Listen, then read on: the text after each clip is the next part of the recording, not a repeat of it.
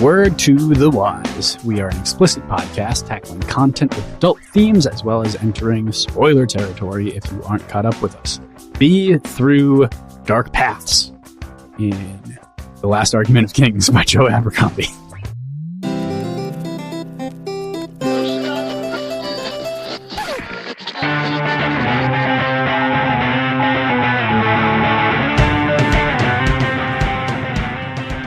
Hey there, this is Cross.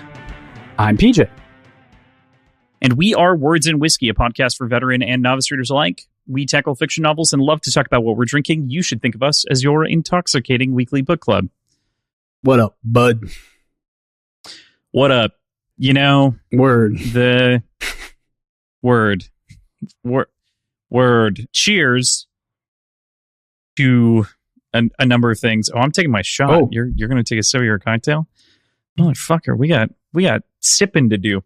Cheers to the penultimate episode of this book. We need to figure out what that term is. There's got to be one. The super ultimate. Super ultimate sounds like something straight out of an anime. I'm Holy cow. Here's some keyboard clicking because I'm third to final term. Nope, third to final term. I'm not looking for the presidency of Franklin Delano Roosevelt. Google has gotten so shit. This is we've talked about the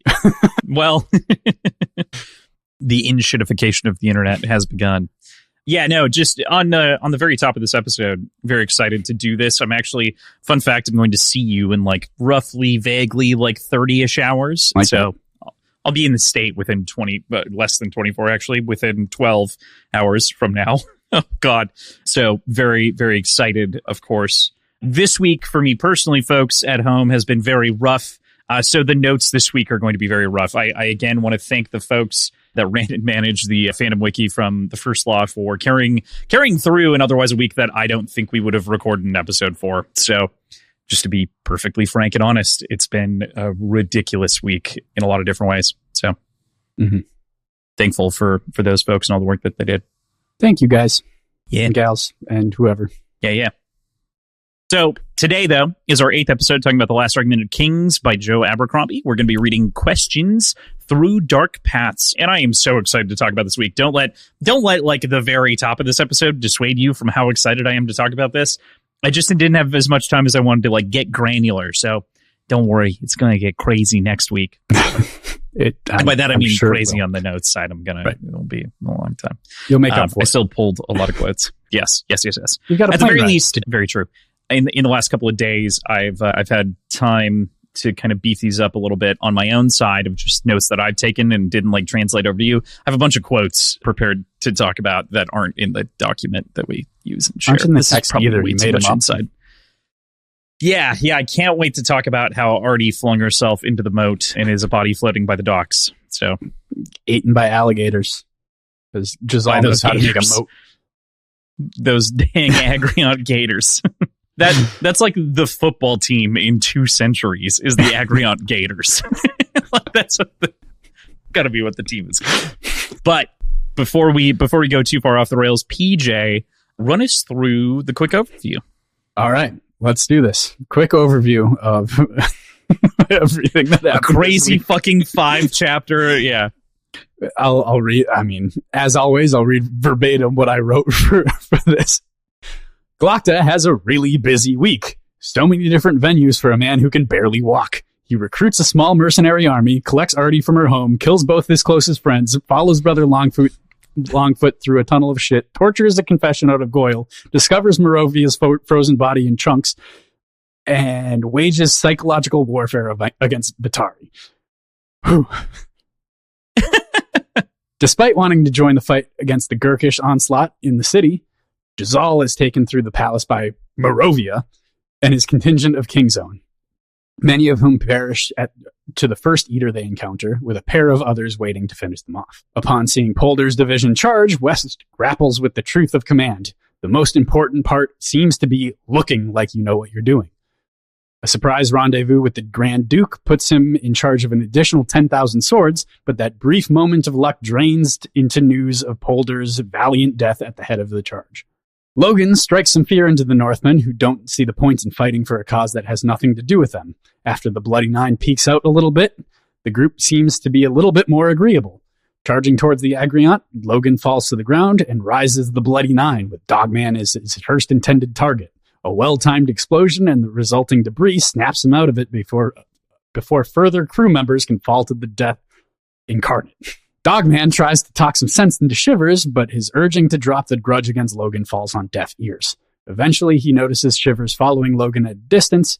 Fearing what's to come, rallies Dow and Grim to follow as well.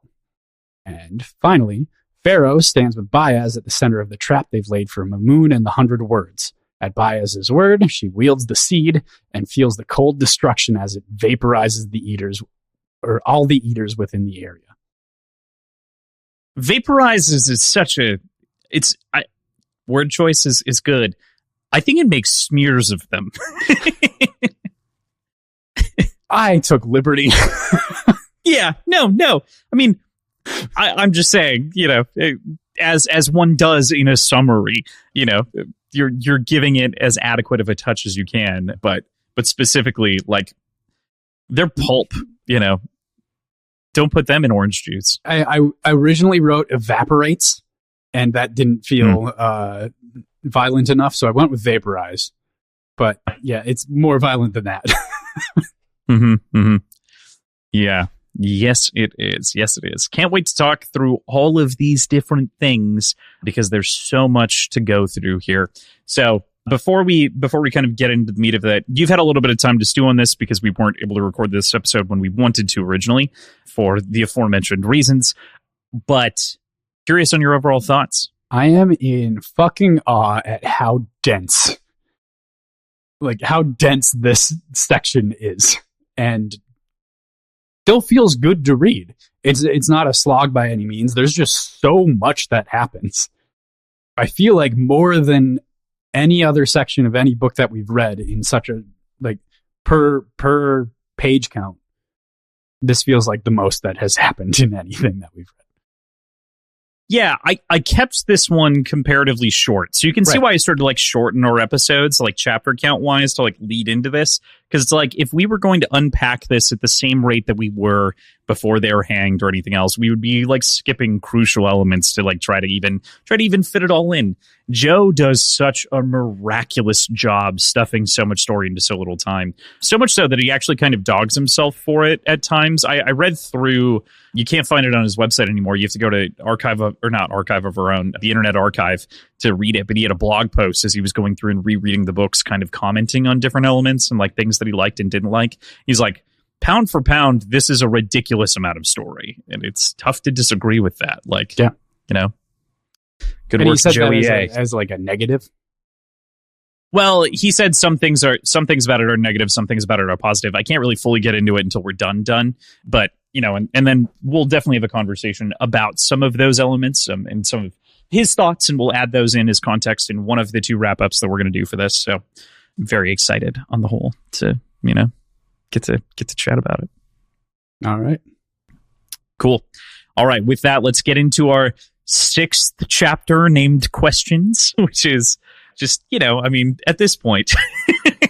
6th of this book. How you feeling about Series? questions? 6th of the series, 2nd of this book. 2 per book. Okay. I'm behind it now. I like it now. Yeah. You see a questions chapter dropped and you're like, ooh, this is gonna be this is gonna be something. Rub those hands together. Okay.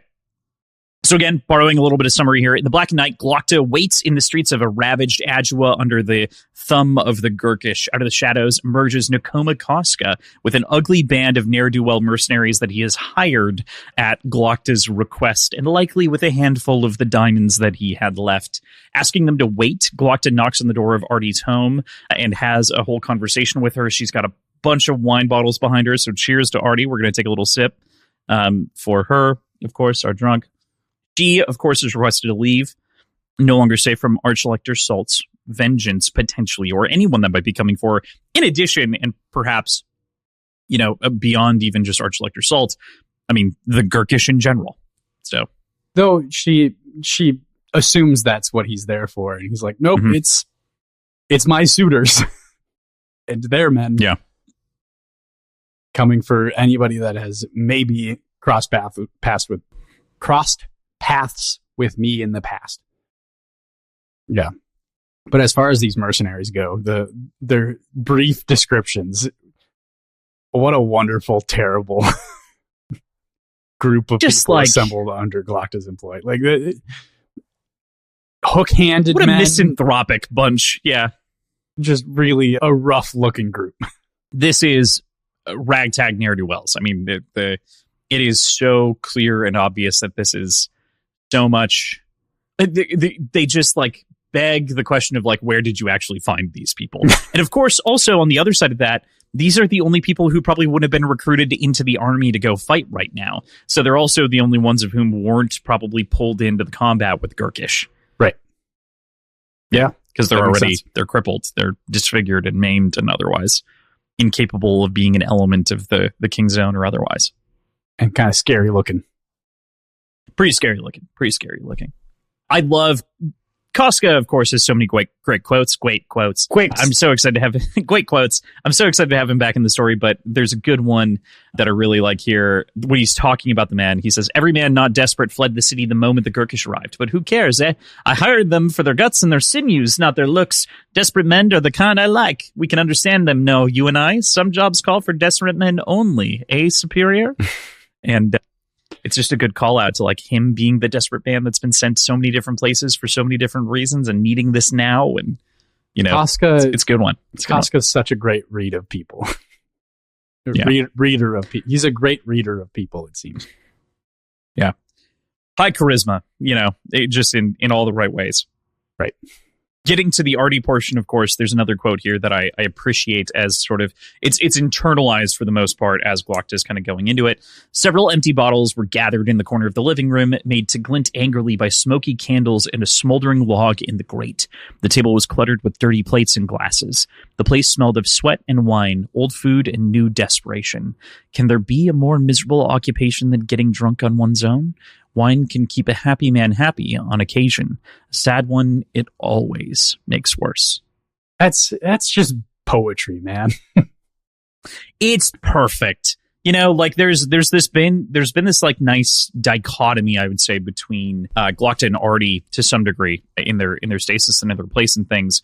And we get this conversation about desperate men and the choices and things that they do and the choices that they make. And then we have this juxtaposition against depression, and they're in similar states of desperation for completely different reasons. And it's a reaction to their existences one way or another. Mm-hmm. Yeah. And sprinkling in there wonderful descriptions like glinted angrily. Yeah, reading emotion into the glasses, you know, like, which is clearly reflective of whichever character you'd like it to be, but it could be either of them. They get the conversation about the book, The Fall of the Master Maker, you know, and she's like, it's a boring tome and kind of like learning her history or whatever, which is just kind of funny. But to follow that up, she says, I sympathize. I'm on to the third and it doesn't get any easier. Too many damn wizards. I get them mixed up with one another. It's all battles and endless bloody journeys here to there and back again. If it's so much as a glimpse, another map, I swear I'll kill myself. What a perfect assessment of the modern state of fantasy. Yeah. Oh, man. And I mean, not totally in it. Like it implicates this book too, a little bit. Yeah, and it also invokes the Lord of the Rings. I mean, you can't say here to there and back again and think that you're going to get away with that with anyone of whom is any kind of a fan. Right. Yeah. Oh, so good. Yeah. But the map thing in particular, I think we got into a little bit of a map tangent, or maybe we talked about it off air. Oh, I think can't we talked remember about if it. It was on air or off air. Okay. When I were both sitting at these desks talking to each other face to face. So like it could have been very true. It's very true. The desk is going to relocate soon, so it'll be a new desk face. But yeah. Fair point though on that. But I can only imagine how proud of himself Joe was when he wrote that paragraph. Of course. You can just see him grinning. One of my favorite things about Joe Abercrombie as a person, separate from him being a writer, is obviously he's so good at being snarky. That's obvious in his writing. But he historically tweeted and like writes some of the funniest things. He is one of the best self-deprecating humorists I've ever read. His own blog posts that he writes about his own writing they're so funny. Just a genius. And this is just an example of that, because he wrote a whole FAQ on fantasy and maps, and it does kind of go into this whole argument of like why no map, why map bad. And it was good. Mm-hmm. Read that fully because I hadn't, I think, previously. Can I read that, or is that no? I think you'd be good. Okay. No, I think you're fine. Again, Internet Archive for the most part. So yeah. Final little note here on this immediate scene, I should say.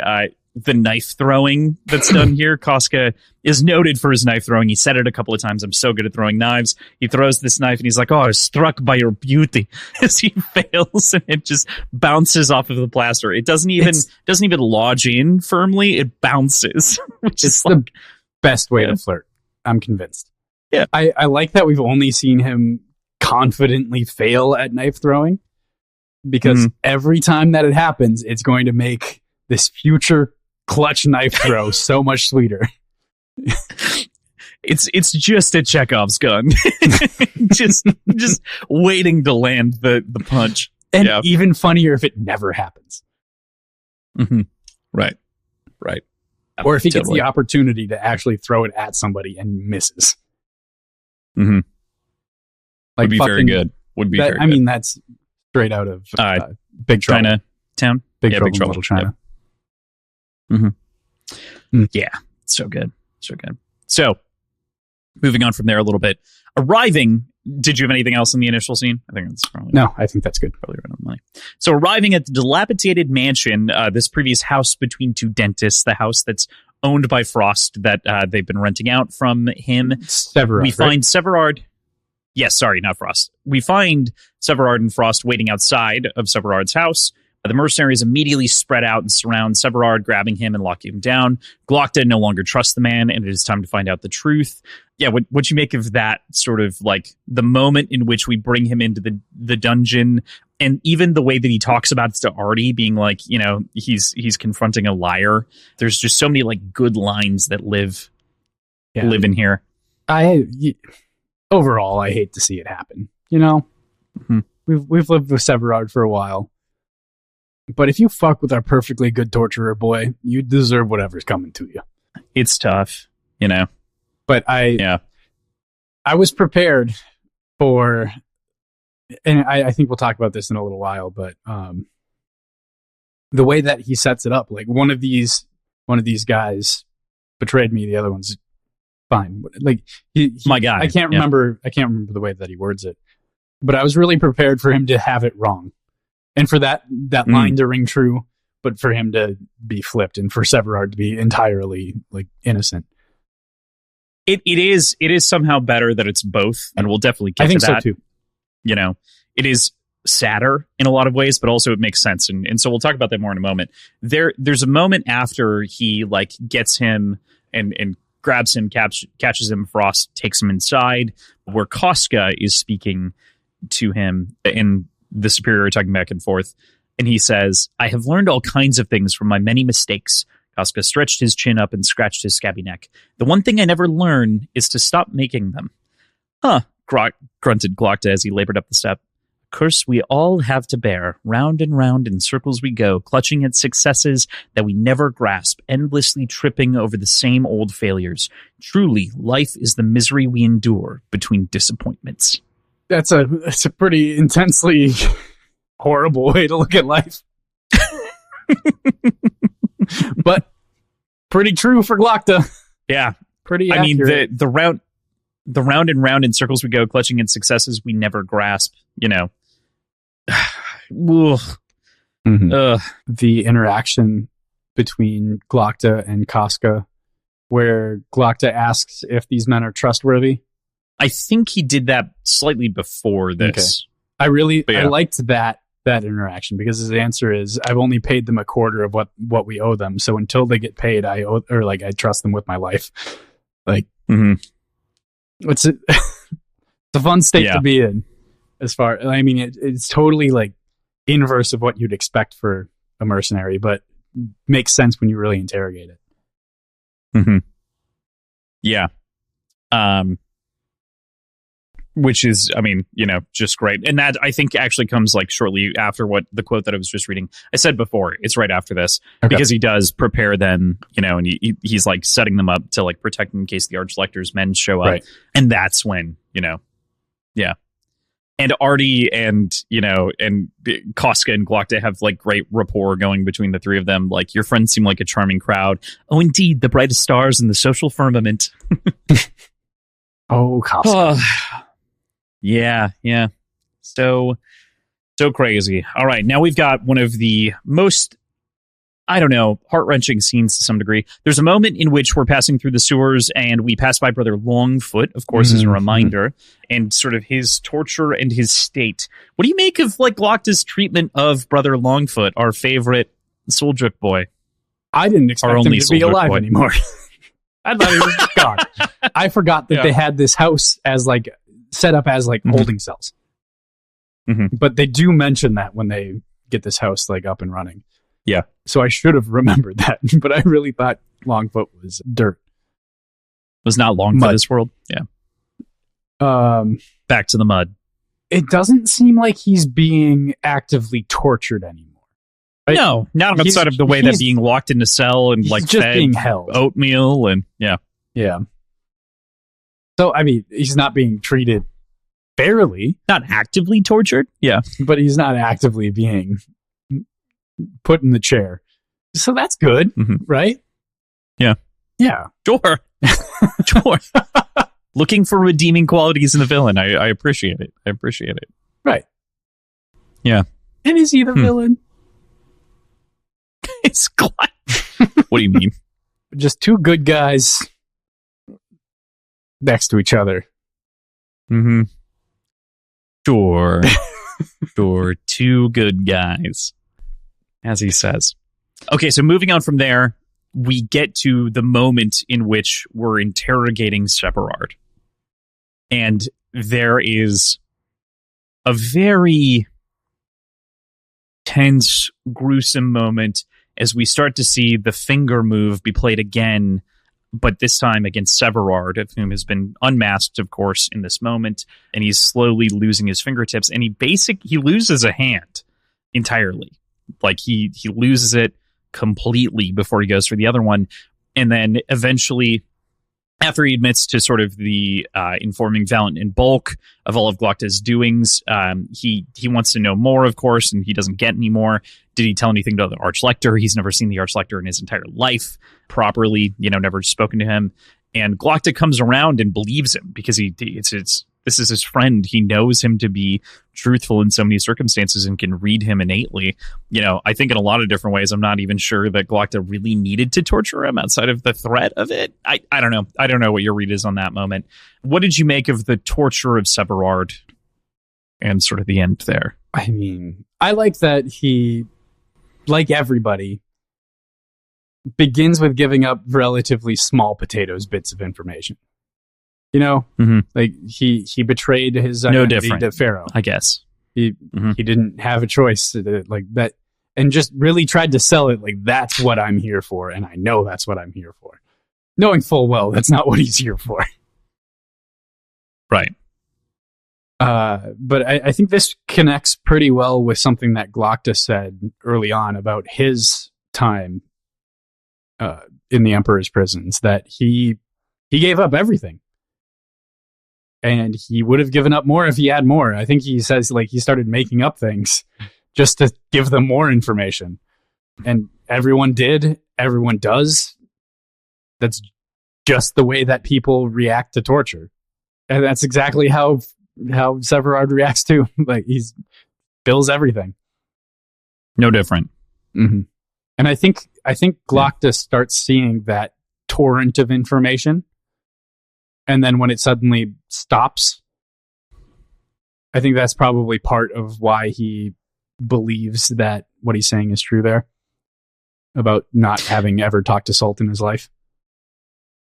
And when you've taken a man's hand, when you've taken a torturer's hand in particular, he knows exactly you've got to the next steps. He knows he knows what happens in this room. He knows what happens. He knows the playbook. Table.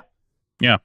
He just didn't give it up sooner because the threat that was hanging over his head from Valentin Bulk was more than, the threat of bodily harm, right, at the time. Yeah. To round this out, though, of course, Glokta believes him. So who else could be informing the Archlector? And he looks up and he catches Practical Frost's eye, realizing suddenly the truth. Frost casually snaps Severard's neck in a twisting motion so fast that it's almost something that you can just skip over in the text. Yeah. You can skip over reading it, but the spine protrudes out of his neck. It's a really violent neck break. It's incredibly gruesome. I think Pacey also gives it the due time that it deserves in audio, which is nice. Because often with some of these really quick descriptive scenes, you can override them with just rolling not even through a full line in the text. Yeah. I mean, I think of we're met with light resistance, right? And you need to give that line time to breathe because of the sort of comedic and dramatic irony in that punchline. And I think he gives weight to this in a horrific way instead by slowing that down and giving us that description before we get into sort of the intense moment as Frost turns on the torturer, already standing right outside the door, hears the disturbance and hits him with something. I forget. I think stabs him. Right. Is it like a cleaver to the back? Cleaver. Yeah, it's a cleaver. Yeah. Back of the shoulder or something like that. Yeah, because his arm stops working. Yeah. So it's into his shoulder. Right. But so, intervenes, and Glokta has been tapping away with his cane this whole time, sitting there. The fencing master presses a button, depresses it. His fencing silver emerges, and he quickly stabs it into him. Jab, jab, old boy, jab, jab, as he takes down his friendliest practical, his friendly giant of a practical for the most part. Moments later, Koska enters, looking bewildered at the whole thing, and announces that they managed to kill all Salt's thugs that were coming for him as well. So, their guys are good, but probably should go. Yeah. Oh, man. Like I said before, that Frost reveal, after having the confession of Severard to also be Frost, really got me. Yeah, to have them both be traitors or not traitors, but to betray Glokta. To be with both of his suitors, with his two suitors armed against him were his two practicals this whole time. Right. That motherfucking cane, though. That was super cool. To describe the hinge work and the mechanical work that went into the sheathing of the cane. Perfect. So good. And then getting into the fact that Salt did have people coming after him. Glokta knows how Salt operates. He knows it front to back. There's a reason why he's so good and so high up in this institution, and he's able to perfectly counter what he knows is coming for him. And it's great to see the plan truly come to fruition and be justified.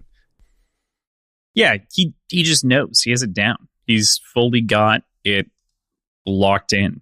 He's read his playbook so many times. He's played his own plays. So this is no different than what he would expect, which makes him really predictable. Because as we've learned, if you've been, paying a decent amount of attention as well, that predictability is to his detriment and has been there the whole time, right? Glokta has always been right about Salt's moves. He's been thinking that he's smarter than he is more often than not, when in fact he's just barely ahead of him. And the only reason he's barely ahead of him has been because of Frost. So the only reason that he's been able to outmaneuver him this whole time is that. Yeah. Oh, what a moment. Pretty incredible. And now, there's another character to really look at closely on another read-through. PJ, you're going to want to look at every character closely. I know. I'm sure. I'm not going to lie. Yeah. Everyone deserves it in their own right for different reasons. I believe it. Yeah. It's part of the reason that going through this narrowly with a glass has been a lot of fun. I I'm always curious. I don't think you probably have ever done this because you already listened to the audio almost once every time we do it, in addition to recording it. But have you ever gone back and listened to like your own thoughts in our episodes? Never? Curious. Other than like while I'm editing, but yeah. That's like I almost wonder, but that's like yet. Proximal, like that's that you're like so close to it that there's no like reflection. Get uncomfortable listening to myself speak. Like hey, makes sense. I get it. Yeah, I don't think I could go back and listen to it all because I listen to myself and I'm like, oh God, even me, and I prefab a decent amount of what I say. So okay. Anything else on the betrayal? Any thoughts on the sides that are manipulating them and sort of the vested interests of those two characters and otherwise? Did it inform you of anything else? Did you pick up anything else from those moments? Not immediately. No. I think I've put forward what I've got so far. Okay. Yeah. Oh man, there's also a moment that happens in this chapter where, they're cleaning up right afterwards, and there's a bit of Severard's finger in Artie's hair from wielding the cleaver in the whole scene, and that's just like, oh God. The human grossest. Yeah. Oh no. No, don't. All right, you're right though. But like, all right. With a human spaghettio, you have to boil it, right? Like 5 minutes, do you think is the cook time? Spaghettios are like, you don't put it in water, but like... I mean... Could you eat spaghettios cold? Can you Rorschach spaghettios? You can, yeah. You shouldn't, because that's gross. But I think they're fully cooked already. I think you just have to heat them up. Okay. When the apocalypse comes, I will make sure to grab spaghettios. Don't. They're gross. No, but that's exactly why I'll take them, because no one else is going to take them. Also, variety. Come on. You can't just have beans. You can just have beans. Yeah. Anyway, you can just have beans. I know that. I have several cabinets. We've been doing a lot of canning lately, so I have several cabinets full of like tomato sauce that... Oh, tomato sauce. I was like, beans? Why do you have so many beans? No, tomato sauce and soup. And comparatively, I was like, I think I have 10 cans of beans right now in my pantry, but like, I don't know. That's not that many beans. Mm-hmm. Fair. Anyway, moving on. So, Glockta declares, of course, that they're going to the Agriont to confront Salt in the university. However, outside, the Gurkish have finally broken through to the inner city. We begin to hear sort of the larger violence from the outside of Separad's house. And so Glockta offers Brother Longfoot a chance to earn his freedom by leading them through the sewers to the House of Questions, doing his damnedest to keep both of his feet, to keep him... I mean, he's hobbled at this point. He's been dramatically injured for a walking, traveling man, which is unfortunate, of course. It's pretty unfortunate. But believe it or not, wading through shit is one of Brother Longfoot's remarkable talents. It's what I would say Brother Longfoot is best at is wading through shit, actually, because he had to go all the way out to Alkis. Yeah. He had to deal with bias. Same joke. Yeah. Yeah. And Ptolemy, Ptolemy didn't like him either. Ptolemy was actually the worst to Brother Longfoot, which is really funny on reread. Pharaoh's bad. Pharaoh's pretty bad, but like Pharaoh was physically Ptolemy is right. Ptolemy makes him out to be a little man, and it is like really, really insulting to like his character deeply. I think compared to everyone else is like mad and physically mad and like reacts in bad ways to like his sort of playing and ploying. But yeah, Ptolemy until Bias threatens to explode him, which is, yeah.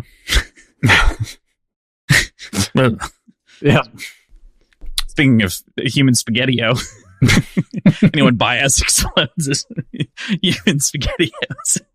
That's a spaghettio can left on the stovetop without opening it. Oh yeah. All right. So with that, we head into the Day of Judgment. So on the day of battle, Lord Marshal West observes Adjua through his eyeglass, waiting for word that all of his forces are prepared before ordering the attack. Suddenly, there's a disturbance in General Polder's lines. Having been frustrated by the harsh terrain in the north, Polder has been unable to resist ordering one of his fabled cavalry charges, and so goes in boldly. West can do naught but order attack across all the lines, and the battle for Adjua begins proper. What did you make of this fucking scene? I really thought I had misjudged. I called you about this. But I really thought I had misjudged that sort of alliance that we witnessed between Croy and Polder. Thinking that, like, I'm like, oh, cool, like, West finally bridged the gap somehow, and, like, they're really, like, in a place where they're going to listen. I'm like, okay, now, at this point, I really thought there was going to be some sort of betrayal of West incoming.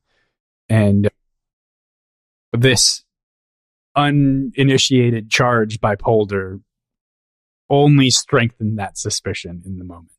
What I was thinking about almost entirely the first time I read through it. Yeah, I mean, there is the question of, like, is anyone undermining authority? But I don't think that that's the intent here so much as it is, like, this is just boldness, right? No, this is... it becomes clear after the fact, obviously. But I think this is where that sort of internal monologue from West comes, where he's contemplating command and, like, the need to look like you know what you're doing as, like, one of the pinnacle of importances in that position. Yeah, it's a remembrance of Burr, right? Yeah. Even at the very end of this section before it hops to Jazal, right, there's a moment where he mutters war, a noble business, which I think is the title of the chapter. It's the title of one of the chapters, or it's a line that Burr says a couple of times over the course of the weeks. I recognize something like that with him. So, yeah. Yeah. Yeah. Oh, man. And I really appreciate the presentation of this through basically a conversation with Jallenhorn, right, as he's breaking this down. There's a combination of Pike and Jallenhorn basically sitting around him, and that's really who he's talking to in these different moments as he's seeing kind of everything happen in front of him. But I do love that we kind of get our cavalry charge here, a la the Riders of Rohan, right? Like, this is absolutely our Rohan moment, which it's like, God, but that's not the right strategy move, dude. And that's, like, the fun take of it all. Like, right, the charge was a bad fucking idea. But it got things going probably a lot faster than it would have. There would have been a lot more hemming and hawing. Like, this forced West to act and to charge in. So, yes, there were casualties, heavy casualties, including Polder himself, as we find out later, but probably helped out having the entire army mobilized so quickly. And it also goes to reiterate the fact that there's been this whole note kind of underwriting this whole thing of, like, those types of charges lead to those deaths, right? Like, there is an inevitability in being the one to lead a charge, and you're almost guaranteed to die, as we've seen many a time through other characters, right? Like, that's Glocta's whole thing. Like, leading the charge is a problem. Being heroic and doing the thing that Prince Ladislaw said everyone should do is really not the way that soldiery and, like, good generalship works. And Polder suffers a bit of hubris here by going through with a charge. We do have so many examples of characters that have done that, though. Like you mentioned, Glocta. We've got West first through the breach at Ulriach. I feel like Logan leads from the front pretty regularly. And obviously, I'm talking specifically charges. So West lives this is rarely. This is Polder's, like, thing. This is what he does all the time. Like, this is his fabled thing. And this is the first time he's died to it. Let's just... First time he's died to it was just too good to leave it unremarked entirely. Not wrong. You're not wrong. It is the first time he's died to it. It's also always the way that goes. It's the first. Oh, it's the first time I died from cancer. You know, like what? Yeah. All right. fine. I do appreciate that perspective, though. I think that it's a very good read on the situation. It is a mixed bag. Charges and like leadership in these moments are a mixed bag. From the union's perspective, I think a lot of them are like proven to be like faulty and like just luck, which is also what Logan says it is for the most part.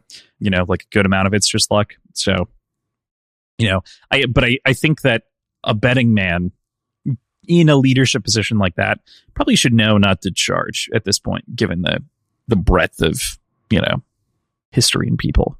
Right. Probably. But charging for home, charging for country, though, is another thing, too. Maybe I'm just a coward. That's what it is. He's a man of principles. He's a man of, like, he really did embody being a general. And, like, yeah. I don't know if I would have described him as a man of honor before this, but he exemplified it here. By dying. Definitely is now. Mm-hmm. Not by dying, by dying. By leading the charge. Yeah. He led to death. Yeah. Yeah. He didn't bleed to death. He led to death. He also probably bled to death. He probably bled to death, yeah. He probably couldn't get any help. It's probably just unless he was sitting there underneath the horse. There's still probably some blood. I think that what happened is he actually had a heart attack when he was charging and then just fell off of his horse. Probably not. Hopefully not. That'd be such a funny thing to see in a movie, though. Like, he does the charge and he just, because your heartbeat is swelling with the music as he's pressing forward, and then it slows down and you feel his heart give out, and then he just falls off the horse as the charge continues. Like, that would be so fucking brutal. Yeah, I don't think that we want that. No, we don't, but it'd be pretty fun to see depicted. All right.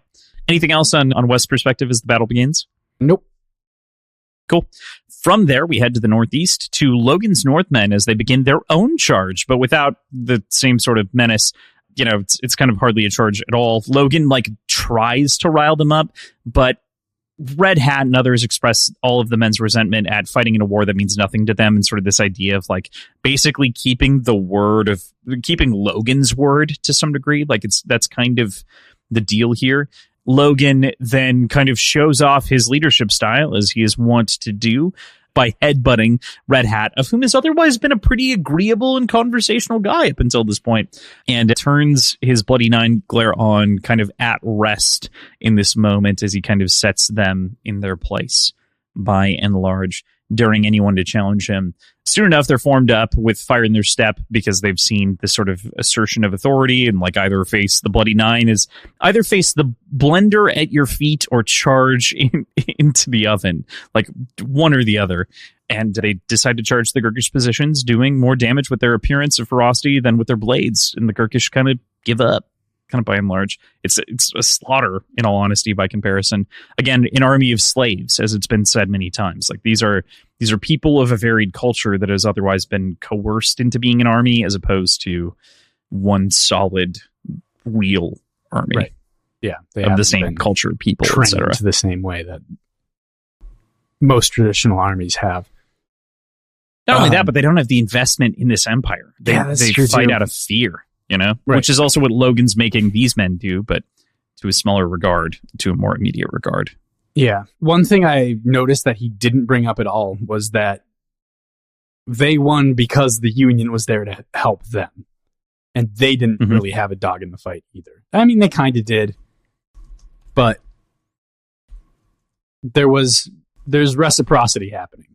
But regardless, I was surprised that he didn't bring it up. He didn't really have to. Is kind of the crux of it all, because of this really effective show of force. And he points out to Red Hat later that this is a much softer edge, than what they could have expected in old times. He would have killed him for this before, was the implication. Also, something to note is that Shivers doesn't avert his eyes like everybody else does when he's asking for somebody to challenge him on this. He doesn't give in, but he doesn't look away either. So yeah.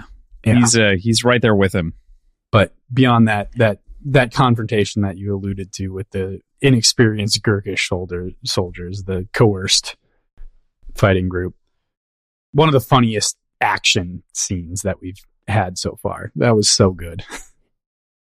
Just trying to communicate with them that they should drop their weapons and go north. Right. That, like, come on, do anything. You can make it away. You can't. It's a tragedy in many ways. I forgot to mention, skipping over this entirely, the Agriant and Giselle and where he is in the midst of the rest of this. He and his advisors watch the Gurkish overrun the inner city like a swarm of ants as they kind of make their way in. Giselle wishes to ride forth into the Gurkish horde, but both Varuz and Morovia won't allow it in the moment. The Agriant's gates are sealed, and to open them up would be to invite death in, because of course more people are going to get in at this point, and this is the space for all the injured and the poor of whom cannot take part in the fighting. Like, this would just be a slaughter. Curiously, of course, the king notices that Morovia's eyes are now different colors. Small details, little tiny things. All seems lost until somebody spots movement to the east, and we see the cavalry charge from a distance, and we see that maybe there's distinct hope from a hopeless situation in which they fought to save themselves on the outcrust and like fought to keep the walls stage by stage as opposed to isolating themselves inside, as was suggested. You know, I get the feeling that this sort of affirms the fact that Giselle made the right choice in the immediate moment to fight for each of those. What'd you make of this whole Giselle segment? I think that's one way to take it, and I think that's true. But I think the other thing is just, despite it still feeling like insurmountable odds, it's still a little bit of hope, and that goes a very, very long way in moments of desperation. So it even though their situation is only marginally better than it was before, in their specific immediate situation, morally, I'm sure they're doing a lot better. At least Giselle is. Yeah. And I appreciate how eager Giselle is to like taste battle and to show his love for the country that he's now leading. It's growing. That sense of of ownership seems to be growing. But going to Morovia, seems like heterochromia is contagious now, huh? Super weird. super weird that so many people have this dual colored eye thing going on. Maybe curious. There's a couple of characters that you might have missed. Yeah. I know there are some. I know there are a bunch. But I do wonder when this connection is going to be made by another character. I'm assuming it'll be Pharaoh. Pharaoh's going to be the one to notice another character with multicolored eyes and know that Sulfur does too, and he dabbles in magical bullshit. So I'm guessing she'll be the one to make the connection first, but that's just I'll make it a bet. Presumption. Let's do that. I think the first person to notice that one of these characters is actually Sulfur is Pharaoh. Yep. All right. I do love that everyone, of course, cheers for West and Polder and for everyone doing the cavalry charge as it is, which is all just thinking that it's a little bit too early to celebrate premature celebrations and all. It's just a nice minor moment. You were talking about like the heavy hopefulness of this whole scene and like how important that is. But also there's an understanding of like the situation hasn't fully changed. Right. It has just gotten a little bit better, which you brought up. But by and large, inside the text, celebrations being decidedly premature is a good note. So, from there, meanwhile, beneath Adjua, we return to Glokta and his miscreant band as they are guided through the sewers by Brother Longfoot, of course, doing his best to wade them through shit, which is what he is best at, of course, one of his many talents. Glokta and Artie banter back and forth as Glokta comes to grips with the betrayal of his most trusted friends. I mean, like, he thinks of them as allies, he thinks of them as other people, but he truly is just sort of subsumed by this sort of deeper feeling of guilt, you know, thinking about like sinking low and like the whole thing already being like tortured and thinking that that was his lowest point. He views this as worse. Talk about being down in the dumps. You motherfucker. You gotta be kidding me with that shit. Yeah. Yeah. What did you make of this moment? This moment in the sewers. I do want to bring up one of my favorite lines in this entire series happens or in this entire trilogy happens right here. It happens in this conversation between Artie and Glokta. As he says, "You're not really enjoying yourself, are you?" He says, "I've had better days. To be betrayed by both, that hurts. Even me. One I expected. One I could have taken, but both? Why? Because you're a ruthless, plotting, bitter, twisted, self-pitying villain?" Yep. Not wrong. We felt for a character that is self-pitying, emo kid, Yeah. I'm going to stick to my guns, not villain. Okay. Everything else you got right, Artie. But that was such a great jab at him. And clearly friendly. Clearly this is how they talk. This is how they banter. Friendly to a point, though. Now she knows what he does. She gets a very honest impression and picture of him in this moment between these two chapters. This is an honest. What she's saying is honest, but it's not malicious. Is the kind of the tone that I'm getting. Sure. Yes. Yeah. Yes. Yeah. It's not. She's not afraid of Glokta. She just has a lot more understanding of him, I think, by and large. Yeah, first date in the sewers, Yeah. Real good time. Yeah. Actually, first date, killing his assistants, and then second date in the sewers. Do you think they're separate dates? It could be a second location. It could be a second location. Yeah. They went to a second location. They did. They went. Yeah. Yeah. They went to a second location.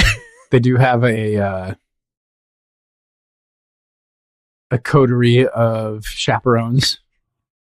Yeah. And a chauffeur.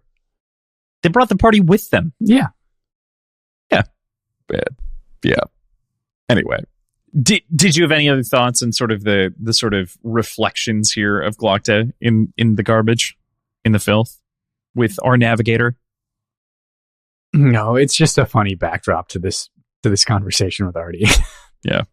Okay, to round it out, then for this chapter, we go to Pharaoh and Baez waiting together in the Square of Marshals as the entire breadth of it has been consumed by this complicated wood pattern that's been constructed out of all of these various pieces that have been shaved down and creating this intricate marking that is there beneath a layer of sawdust and everything else.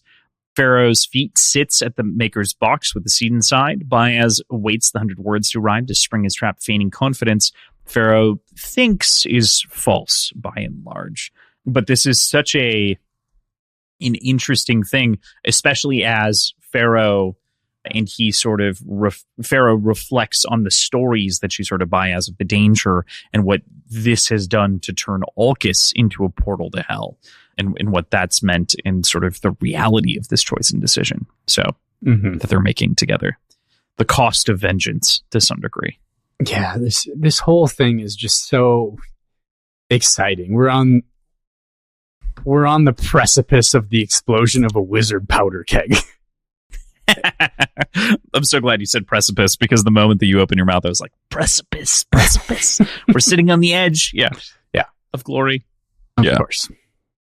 It's so good, and we have so much more to say about this. I appreciate that, she's got all these different knives, of course, and Pharaoh, Baez, she's like sharpening them and making sure that she's got everything ready to go.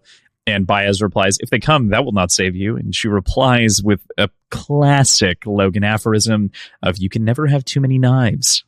And it's like he's here. It's like he's in the room with you. Is he in the room with you? Not far. If there's no roof, is the outside just a room that we all share? Yes. Also, if you ever have there's no walls, window open, you're outside. Perfect. Yes. If there is any connection, actually, you have to close all of your vents off from the outside. There can be no airflow.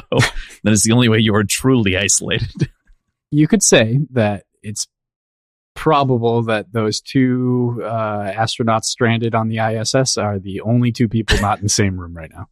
There's also those two that are stranded in the Boeing aircraft. So there's 4 people stranded, and they aren't even in the same room. There's 3 rooms. Yeah, there's 3 rooms.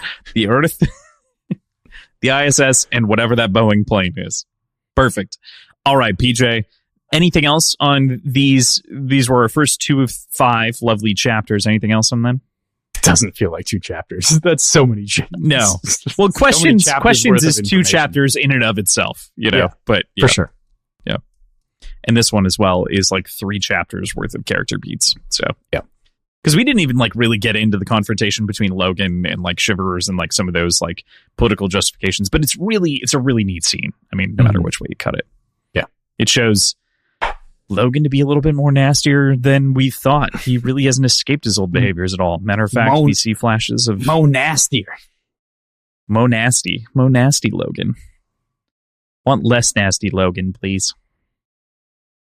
All right, PJ, what have you drank so far? And or what are you drinking? It's mostly gone.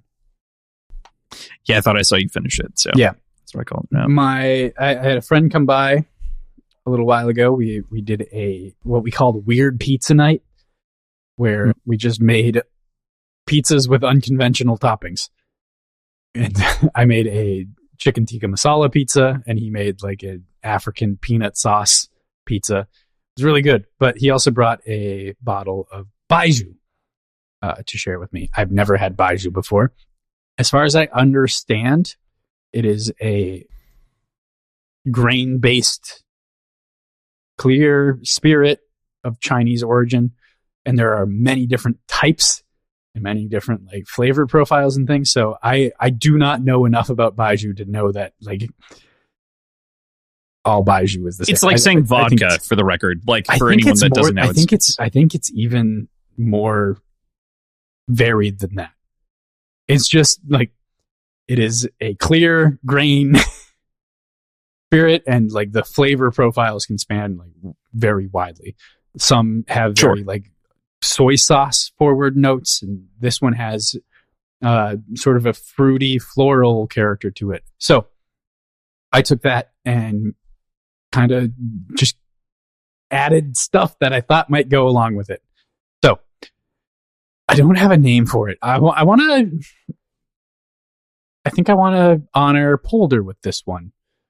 So Polder's Charge, and it is 1 ounce of baijiu, 1 ounce of gin, half an ounce of hibiscus liqueur, half an ounce of orgeat, half an ounce of lemon juice, 1/4 ounce of lime juice, all shaken together and topped with tonic water and garnished with a sprig of mint. And I think I overdid it with the hibiscus, but you still get the baijiu coming through on it.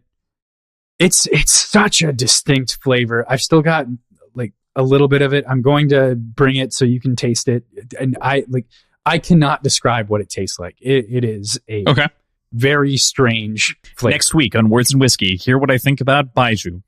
Yeah, this specific baijiu. It's a Ming River Sichuan baijiu, Sichuan baijiu. Yeah, so that's the specific one that I'm using, but I don't know anything about the spirit. It's really interesting to me. So anyway, that's Polder's Charge. And as my back half beer, well, as my front half beer, I've got Late to the Party from Black Stack. And as my back half beer, I've got Ectogasm from Drecker whenever I open. I was going to say early to the party, not late to the party at this point. Yeah. But yeah. But Late to the Party is the fest beer. Our friend Tim and I were just looking into the differences between fest beers and Martzens. They're both lagers, but fest beers a little bit lighter in the malt notes and lighter in alcohol. And this style of beer apparently was specifically designed so people can drink more at Oktoberfest. That makes sense. Yeah. That makes sense. It really does. Yeah, because it's like you gotta drink it out of a fucking boot. Some guy poured his beer into a boot, and I have to drink that in addition to like everything else. Like I need a fest beer. I mean, I'll do it. Yeah, but that doesn't sound fun. Dude. Yeah. So it kind of sounds fun once. In my head, I always thought that fest beer was like the ale version of an Oktoberfest lager, but it turns out that's not the case. They're both lagers. Fair enough. Interesting. I had a tropical lager this weekend, which is like it was so good. Was it like an IPL? No idea. No, but it probably should have been. Okay. Like that probably should have been the way that it was branded. It was more like just imagine like a pineapple lager. Yeah, but like light pineapple, like just refreshing, a little bit of haze. Hint of pineapple. Which is why IPL, I think, is probably in the right realm. But yeah. Okay. Yeah. Yeah. It was really good. PJ, I got home. It's been a crazy week for the most part since even the last time that we've recorded this. I hadn't put a whole lot of thought into my cocktail. I came home. I had 5 minutes before, like I gave myself 5 minutes before we were going to start. And I managed to make what I would call a pretty damn good cocktail considering all of the parameters around it. So I'm naming this cocktail Dark Paths, and I kind of took the chapter as an inspiration because I was like, I want to make a cocktail that respects the choice that's made throughout this by Baez and by Pharaoh. So what it is it is 1.5 ounces of rum, 3/4 of an ounce of Drambuie, playing around with that again, 1/2 ounce of maraschino liqueur, 1/2 ounce of orgeat, 1 ounce lime, shaken, and then 10 dashes of Angostura bitters on top out of like a Japanese shaker. So like 5 traditionally. But that was to give it this sort of darker permeating color. And I wanted it to be representative of that. So like there's a heavy Ango note on top. And then I did a little bit of nutmeg as a garnish on top of that. I think it turned out really pretty, evocative of exactly what I was looking for as the Angostura kind of reaches down like tendrils into what is otherwise like a clear sour cocktail. And on top of that, it is a very, very delicious, lightly sweet, nice and rich almond and nutty notes that are very deep. You get a nice round profile. I think a little bit of maraschino actually rounds out Drambuie in a nice way that I wanted. And then the rum that I used was a Jamaican rum. So there's a good amount of like that funk that you kind of want in there. Before I just have to say this because before I actually ever had Jamaican rum, I was always curious what people meant when they said like funky rum. And if you're in that boat right now, you just have to try banana boat. You just have to try it. It's so weird, but the funk works. But I have no other way to describe it than funk because I think it's made with like banana peels. Correct. Yeah. Often. And it's like banana peels. It's at temperature. It's like there are all these different components that like go into it that it's this weird fermentation process in addition to using different barrels and like not by comparison to a lot of things that are barrel aged. It's not intended to be like they're not good barrels intentionally. There's a funk to the wood. There's a permeating thing that's happened over decades of using the same wood over and over again. And it's not a woody note or like an oaky note, like something you might get in like a bourbon barrel aged beer.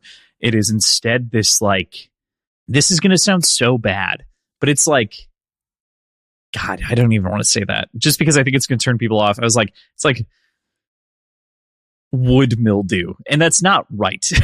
but there's like this weird warming note there that is so unlike so many other flavors that you have in anything else that exists.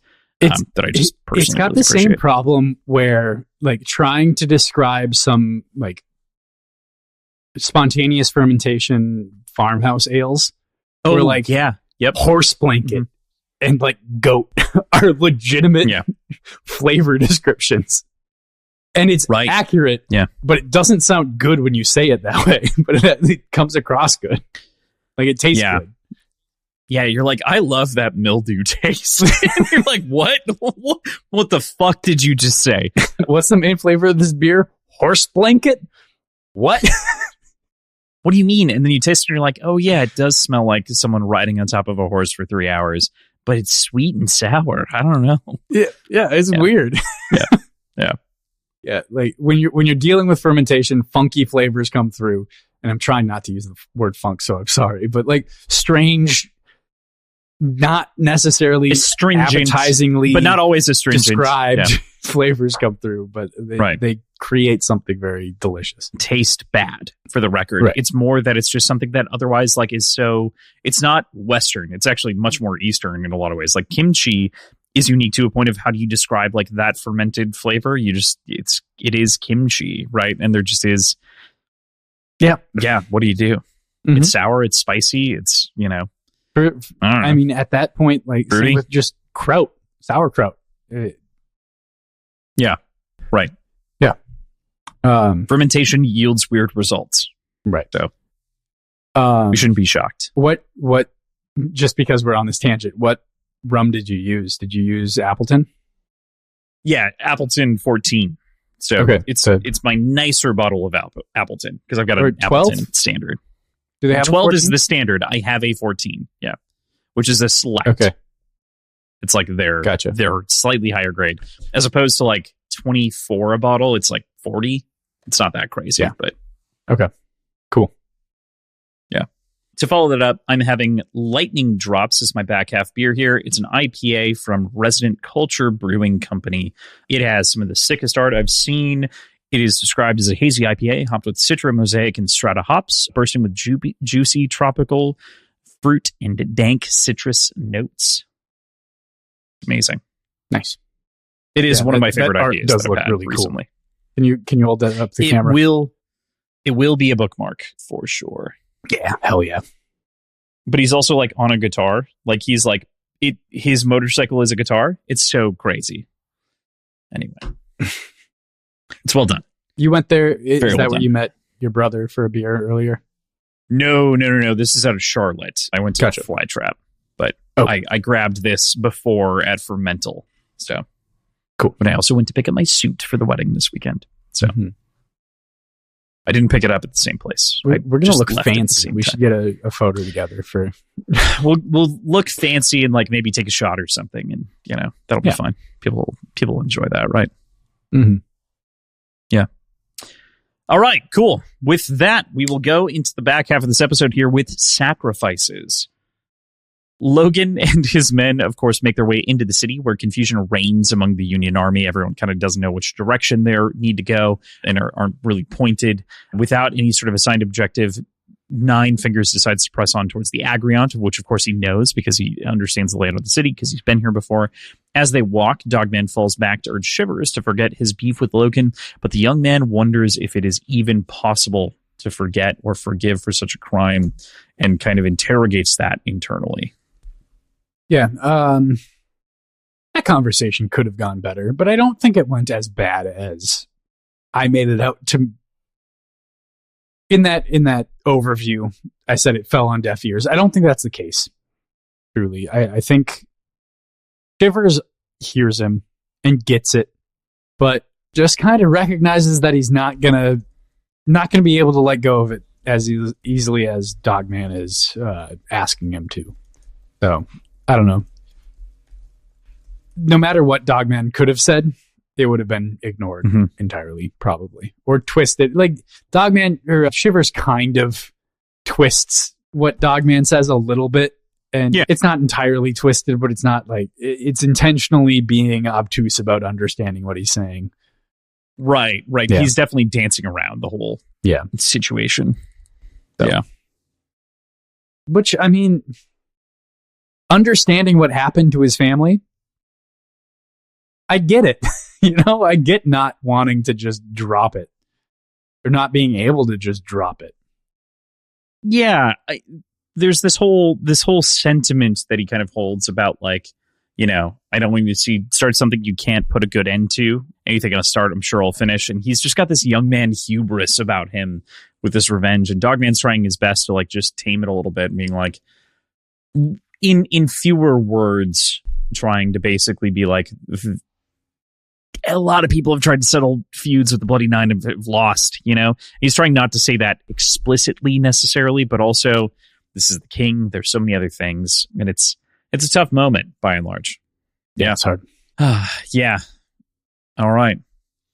So, in the sewers beneath the city, Glocta reaches the exit near the House of Questions. As payment for his guidance, Brother Longfoot pleads for his freedom.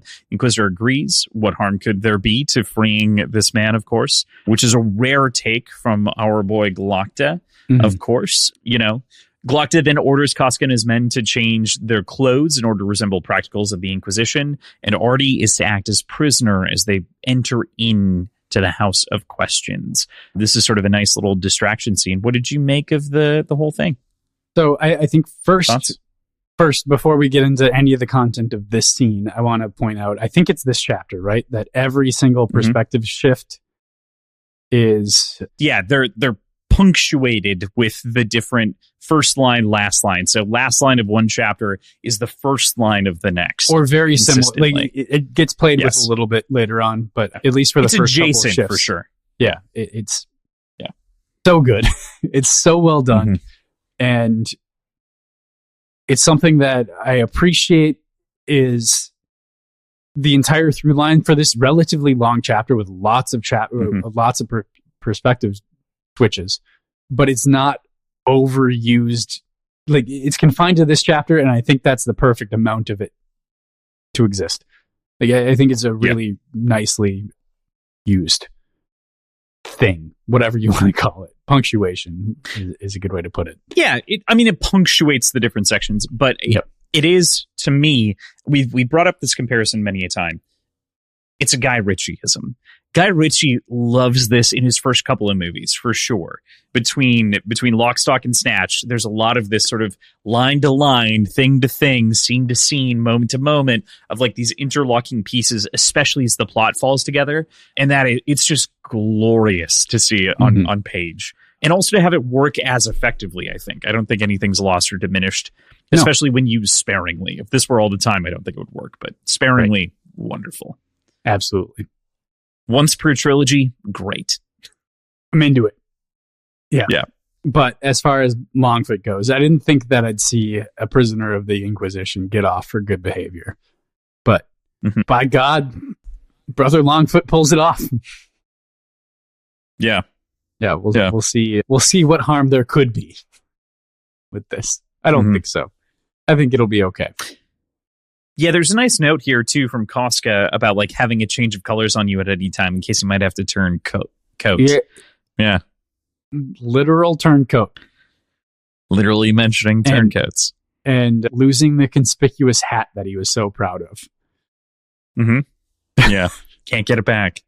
He's been flaunting it this whole time, loving it. It was a good hat. We skip that joke at the very beginning because it's right at the beginning of the chapter, but the bit about conspicuous, right, is sort of what is conspicuous as he spells it out. And the man, I think actually genuinely knows the word, of course. I think he's playing it off, more or less. I don't know what your read on it was, but yeah. Play dumb. Get away with it. Yeah, it's so good. So good. Cool. All right, so from there, at the docks, Lord Marshal West is finding the chaos of the battle impossible to coordinate, of course, as he's lost between the various chess pieces that he cannot control, reduced to simply looking the part of leader, like we were kind of interrogating and talking about earlier. I guess this is where that was. Huh? Yeah, I mean, but it's reflective in what he's saying in the beginning, so that's why I wasn't against it, for the record, because he is speaking the part to Jallenhorm and to everyone else, right? What's more, he cannot make contact with General Polder. He's shouting at various lieutenants. He gets really mad, I think, at Jallenhorm, like looking to get information out of him and what's going on. In the harbor, battle rages, marked by Union Gurkha ships, but also unfamiliar fleet shows up. The largest of those ships sits at the docks, and disembarking from it, a group of black-clad guards. In their midst is this magnificent nobleman with his chest pushed outwards, and he marches straight up to West and announces himself as the Grand Duke Orso of Talons. The king himself, the man, the Duke of Talons has showed up. The Styrian bastard of whom you thought was a betrayer shows up here in the day to rescue from the fleet and from the ships, here to protect his daughter, of whom is also the queen. He offers the Lord Marshal 10,000 of his best troops and assures him the Western District will no longer be of concern. As the Grand Duke leaves, General Polder finally arrives, dead, having been at the front of his bold charge and rendered lifeless. There's a lot there to interrogate, so take in the chunks, of course. Yeah, let's start with what do you the think? Grand Duke. I still don't know what to make of him. Like, for whatever reason, even though he's here and his men are fighting, and like it seems like he's fully like all in. I don't know. I don't know why. I still can't trust him or his intentions. I don't understand him. Don't get it. That's me. I expect there to be more from him. Small tease. We will be spending a lot of time in the next book interrogating the Duke of Talons. Fair enough. And sort of Talons and Styria at large. Yeah. So for now, awesome that he's here. Awesome that we've got more troops. I am still not convinced that he's an ally right now. Personally. Like him personally, I don't think is an ally to the Union. But we will see. But let's pour one out for Polder, the motherfucker. Fucking Polder. You know, we talked a little bit about this last week in particular, but one of my favorite traits about Polder, I think, is that obviously like the pair are meant to be like diametric. They're meant to be opposed, and they're meant to be this whole like kind of conflict within like armies arguing with themselves, right? And it's really well represented on screen. I talked about the fact that they almost appear to be like loving friends. To me, this is like representative almost of like the relationship between like J.R.R. Tolkien and C.S. Lewis, right? In some ways, they agree on a lot of things. At the same time, they disagree in the format in which they should be presented or executed. In the end, they come together as friends. One survives, one dies, and leaves an indelible imprint upon the other's life, which is just the nature of the beast. C.S. Lewis died versus Tolkien, for those who don't know. Obviously, Tolkien also died, but not anywhere near the same time. No, Tolkien's still kicking. Yeah, he's still kicking it out in Middle Earth, man. I wanted to say Valyria, but that's not right. What's the name of the other continent? The old country. We'll say the Grey Havens, as it were, or the way out to the way out through the Grey Havens. I just can't remember the name at the moment. I'm gonna get schooled. I can't remember it either. I said Valyria. Valyria is just like the opposite of that in the Game of Thrones world. I think he's hanging out on the Canary Islands. I don't know. Yeah, to the west, regardless. but he made it west and is still alive, of course, with us. But no. Anyway, the whole like and yeah, the heartbreaking moment though of like Roy being defeated because of Polder's death is actually, to me, what is heartbreaking. Like, the loss of Polder is immense, of course, for West in the moment of like, I lost a commander, but the way that Croy doesn't believe it to be true or possible just shows like the depth of their platonic friendship and love that they didn't admit that they had for each other until these like final weeks. Yeah, which is so tragic. They were obviously bitter rivals, but they weren't enemies. Like they I think it feels very clear that they came up together, you know? They were right, at the very least in similar positions at similar times, rising through the ranks of the army. And naturally, as they get farther and farther up, there's fewer people in between them, and they're going to become pretty close. So, like you, I think Tolkien and Lewis is a great comparison in that, because like there are ideological roadblocks between them and just ideas that like do not mesh with one another, but they are still really close friends and drinking buddies and like contemporaries. Right. They respect each other. They understand each other. And I think it's, given this response from Croy, which I think is actually later, I think it's a couple chapters away. I don't think it happens now. But given this response, it feels very obvious that they were actually really close friends, despite being rivals. I did jump a little bit ahead here. It is an open the box in which Croy realizes it versus West, but I can't help but outpour the feelings and thoughts here. No, I think it's a really good point to bring that up. Yeah. It's brutal and it's so sad, and the I don't know. It's just Duke Orso also showing up at the same time to save the 3 farms. I appreciate him calling out specifically that the 3 farms being named like a suburb of your fucking city. Yeah, very quaint, very picturesque name for an urban area is his verbatim on that one. And it's like, yeah, okay, all right, I fucking get it. What are the vibes? So now that you have like a second Styrian, I think he's only the second Styrian. What are the vibes that you get from Casca and Orso? Like, what do you make the culture out to be? Well, we've got Vitari also, right? Vitari, yep. You're right. She's, if not native Styrian, definitely spent a lot of time in Styria. She has a Styrian accent. I know that's described that way. Yeah. I'm just guarding, Yeah. Fair. That's fair. They do seem blunt, curt a little bit,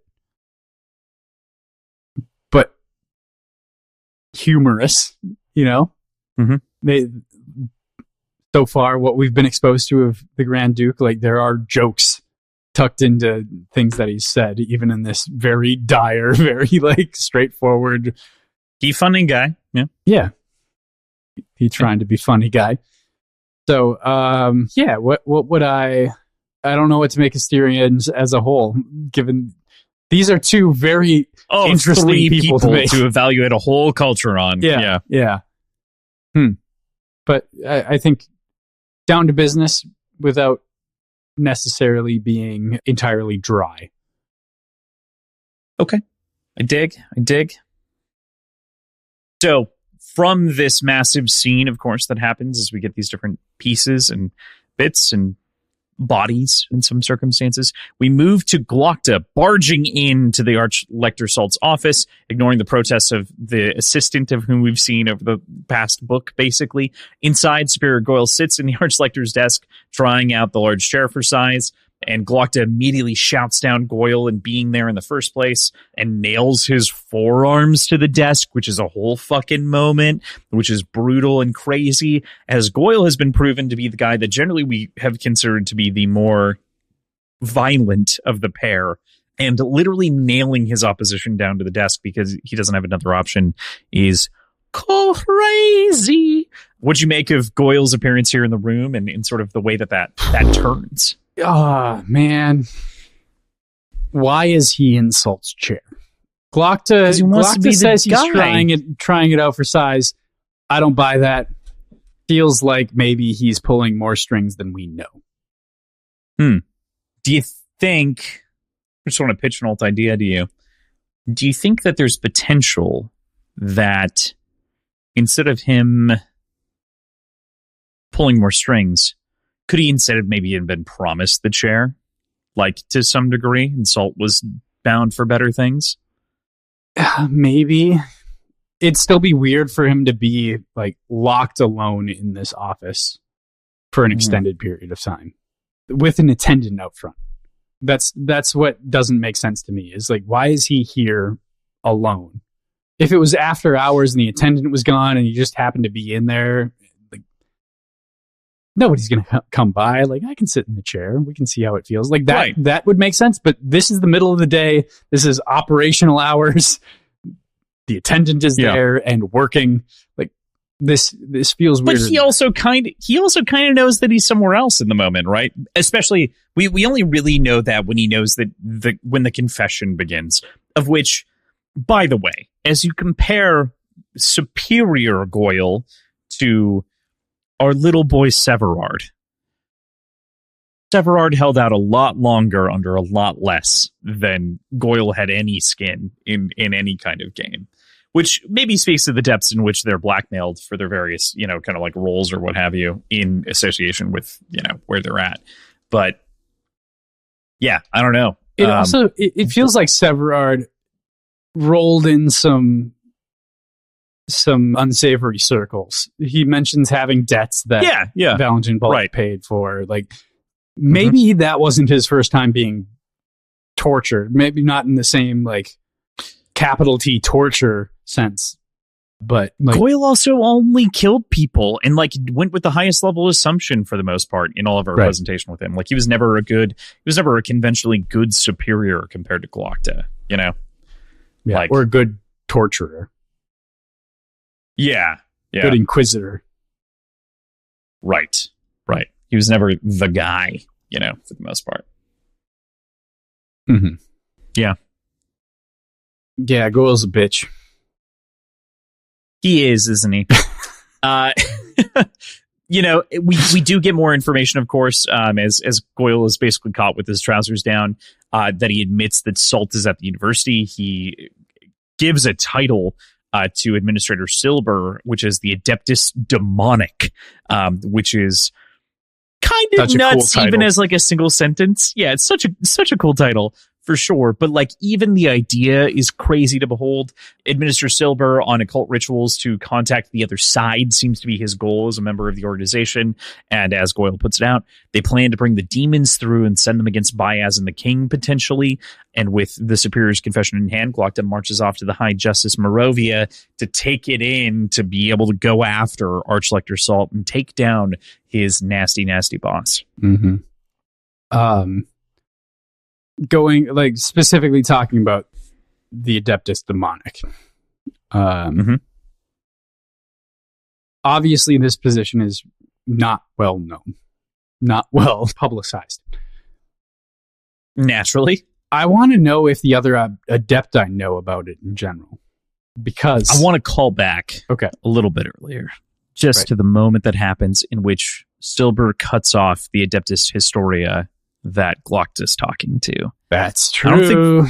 I'm not sure if they know so much as he wields some sort of higher power over them. But also those books are missing suddenly. He is the administrator. Like he does seem to have a higher position. Yes, right. But so there's some external, but as the books are also gone. Right. Yeah. Gone in quotes. Yeah, I'm curious about their knowledge of all of it, because it's either that they don't know it all or they are bound to not tell Glockta or probably anyone else about it. Because like Glockta has several conversations at length with the Adeptus Historical about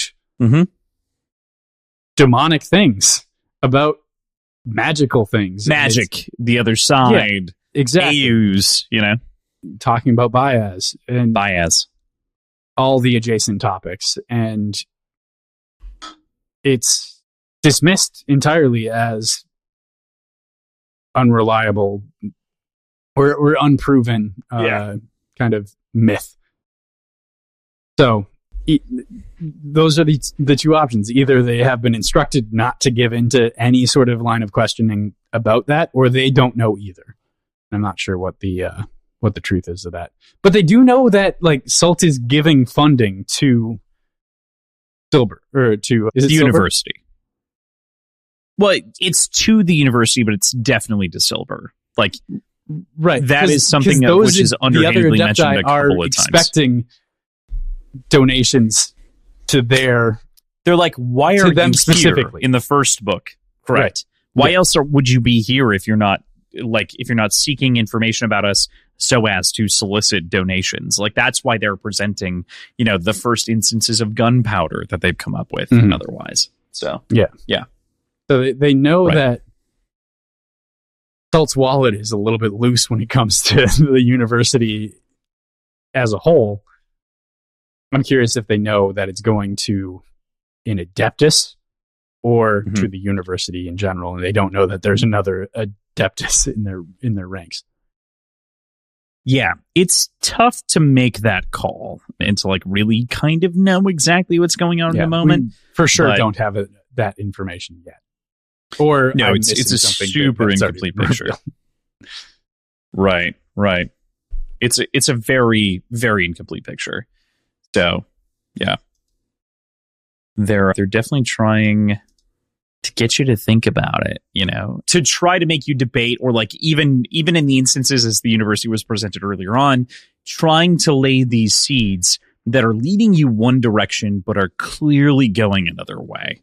And so we have this interesting like misrepresentation of what the university is versus what it ends up being, which is pretty fun. Cool. So anything else on the confession of Goyle and the sleaze bag that he is? Nope, fuck him. Fuck him indeed. Fuck him indeed. From did there it in kill this him? No, No. No. They actually release him and keep him in custody. So he pulls the nails out of his arm, but then keeps him in custody, chains him up. I think they also treat him almost immediately for the blood loss, because they're like, Glocta continually is like, we don't want you to lose too much blood because we do want to keep you around, and that's like a whole component. I remember, maybe this is with Severard, maybe this is here, but the word tourniquet, Pacey pronounces tourniquet. And I've never heard it pronounced that way. You're so right. Yeah. Which honestly, I think tourniquet it's with Severard. seems like a French word. So yeah, I'm not 100% there, but just in general, like, yeah, should it be tourniquet versus the way that it's been angelicized or into where we're at. So yeah. Of course, a lot of this also, as we mentioned it, a lot of the other interpretation as we should read it is also about Jazal and whether or not he should be the king as well. So like we talked around a lot of the rest of it, but the third thing that's being investigated here isn't only like a way to take care of Morovia and Bayaz, it's also to get rid of Jazal and sort of the truth of him, of which we know from the general investigation under Glocta. Mm-hmm. All right. So from there, we go to atop the Tower of Chains, where Jazal is pacing back and forth. If there's this lovely line as he's describing it, Jazal strode up and down the roof of the Tower of Chains in a manner which he hoped was reminiscent of a caged tiger, but probably was closer to a criminal on the morning of his own hanging, which is brilliant, beguiling foreshadowing. Yeah. Potentially. Yeah. That's what a description. What a difference in optics on that. Like, they are the same movements for sure, but the way you carry yourself in those movements absolutely betray which one of them you are. Mm-hmm. Yeah, the shoulder rolls of a tiger are so interesting versus like just in general pacing at all. But even the assumption of you being a tiger in a cage or like a tiger in general places upon this like expectation of like jumping, but like tigers are pretty chill. For the most part, they're like mostly relaxed creatures that pretty much only become intense when the desire for food hits and they need to like hunt something in the moment. So it's an interesting one in which I get where he merged from like one to the other, like moved from one to the other. But in all honesty, like a tiger is enough here because like lazing potentially or like settling into a laze versus like being ready to hunt, could have also worked as a metaphor. I'm not saying this well or simile, but I just like it. It's such a good line. It's so good. It is. But a man waiting to be hanged, especially from Jazal's bloodline, a whole thing there. Yeah. Is he going to make it? PJ, do you think he's going to make it? Nah. You don't think he's going to make it? Who the fuck are you, my dude? You don't believe in the king? Oh, you're right. You're right. Yeah. Fair enough. I did miss a quote that I did want to make mention of earlier. Sorry, I was just clicking through my notes. Lovely thing that comes out of Koska's mouth, and we'll hop right back here. But he says, but isn't it getting a little late in the day for your papers and so forth? The Gurkish are coming, remember? If you've scores to settle, get them settled now before our Kantic friends tear up the bills. When plans fail, swift action must serve, eh, superior? Time to laugh in your enemy's face. As this sort of like upserve of like, bro, get it together. You have all of the chess pieces on the board. You've looked at every angle. We don't need to play a different angle. We still play a different angle because that's Glocta. He's not listening to like attack now, basically, which is what he's saying. Yeah, I don't know. Love Koska. Insightful despite being a drunk. Yeah, I've never thought he wasn't insightful. I'd put him as insightful above drunk, All right, fair enough. Yeah. Yeah. So, from Jazal's perspective, amongst the horde from the top of the tower, we see these pearly white figures edged in gold make their way through the crowd. It's very clearly from the outset, as our understanding hits us, this dramatic irony understanding. is that these are the eaters. The 100 words are making their way through as they creep through in this sort of liquid, ethereal manner through troops and soldiers and otherwise to make it to the Agriant. Barrels of blasting powder are rolled towards the wall. Morovia urges Giselle to retire inside as things are about to get a whole lot of a fuck worse. As Secret Agent Sulfur. Right. He's not doing a whole lot to keep himself Morovia. It is fun, though. I do want to ask, were you curious about what happened to Morovia, like, at this point? Like, where was your brain at with Morovia as you were interrogating the scene initially? If you have any recollection. Still curious I'm still curious about it. I believe that Sulfur would kill him because we have the precedence that the guard that he impersonated before has never been seen again, hasn't been seen from like days before Reynolds' murder. So like, I believe that the disappearances are murders. He throws down the paper because a confession doesn't matter in this moment to any degree. The truth of whatever is the truth of what is, which is what Nakoma Koska is saying in the moment. And so they head to the university. Yeah. I do think the funniest part of this is like Goyle's entire confession is in vain. It's made irrelevant in but a moment. Yeah. Just left on the remnants of Morovia's corpse. Doesn't even take the confession with him. Like, well, this is useless. Which is where it belongs. Yep. Yeah. Because they're all worthless anyway. You know, there's like a nice... It's a small note. It's almost innocuous in a lot of different ways, but it is just right there saying, hey, those confessions were bullshit anyway. And like, don't worry about it. Koska's like, this is a thing that doesn't matter, so we shouldn't do it. And Klecht is like, you know what? I get it. I agree. All right. From there, we move into open the box. What's in the box? Oh, what's in the fucking box, my friend? I can tell you it's not Gwyneth Paltrow's head. Could be. It's not. The seed is not. The description doesn't not if anything, Gwyneth Paltrow's head. If anything, it doesn't match Gwyneth Paltrow's head. It could be a bunch of goop, though. It could just be a lot of Gwyneth Paltrow's goop just there. And she is a demon. This all tracks. I mean, this does all track. Yeah. Works out perfectly. All right. So Logan and his men reach the Agriant, where the Gurkish are gathered in great numbers. The Northmen charge, and the Gurkish respond in kind, doing a kind of countercharge in the moment. It's great. In the chaos, Logan is knocked to the ground, and he rises as the Bloody Nine, ready to yield the power of the Great Leveler, this man of death, this manifestation, this barbarism that is ready to take anyone out. And the first one that catches his fucking eye is Dogman. I was so mad. So fucking mad that the perspective ends here that I turned off the audiobook and called you. Oh, no. That's what you called me? Yeah. Oh, my God. I didn't even know. All right.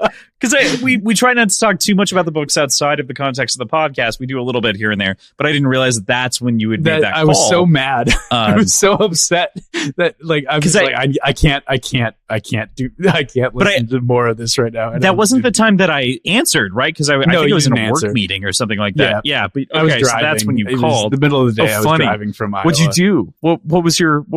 I listened to an entire I called you back like an hour later. Episode.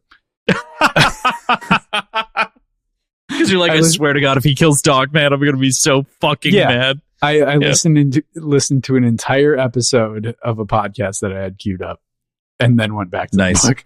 Very nice. Yeah, that tracks. That makes sense.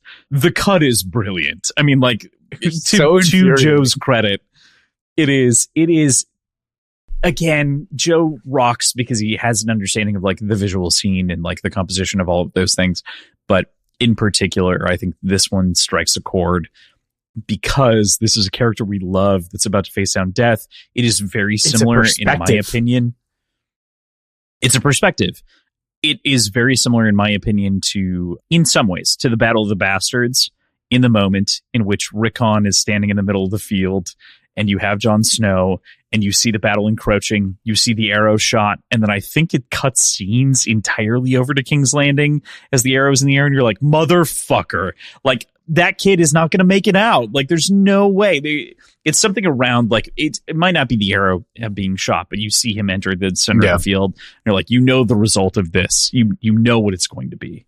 And Miguel Sapochnik does such a good job portraying that.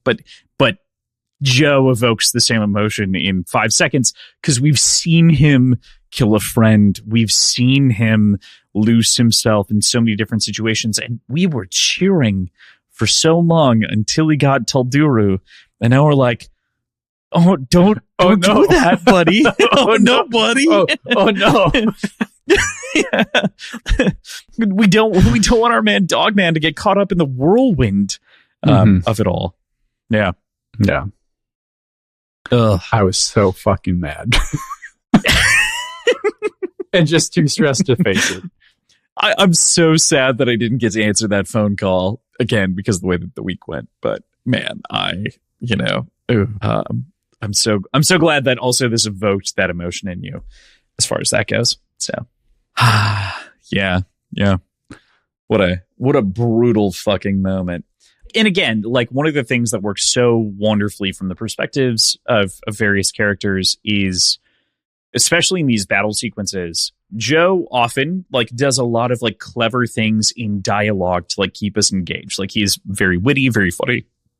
Instead, in these segments, because of the scale that he's created in the world in which we've inhabited for so long, we actually spend much more time in description in these chapters. And so when dialogue hits, it's this moment of like, what the fuck is going on? And he builds that up to this shit moment, these hisses, all these various sounds, two charges in one day, shitty luck, all these different components that build us into this perspective of Logan becoming frustrated with the way the day's gone, the way that he is at his wit's end in so many ways, to launch him into this berserker rage of sorts when the Bloody Nine comes out. Mm-hmm.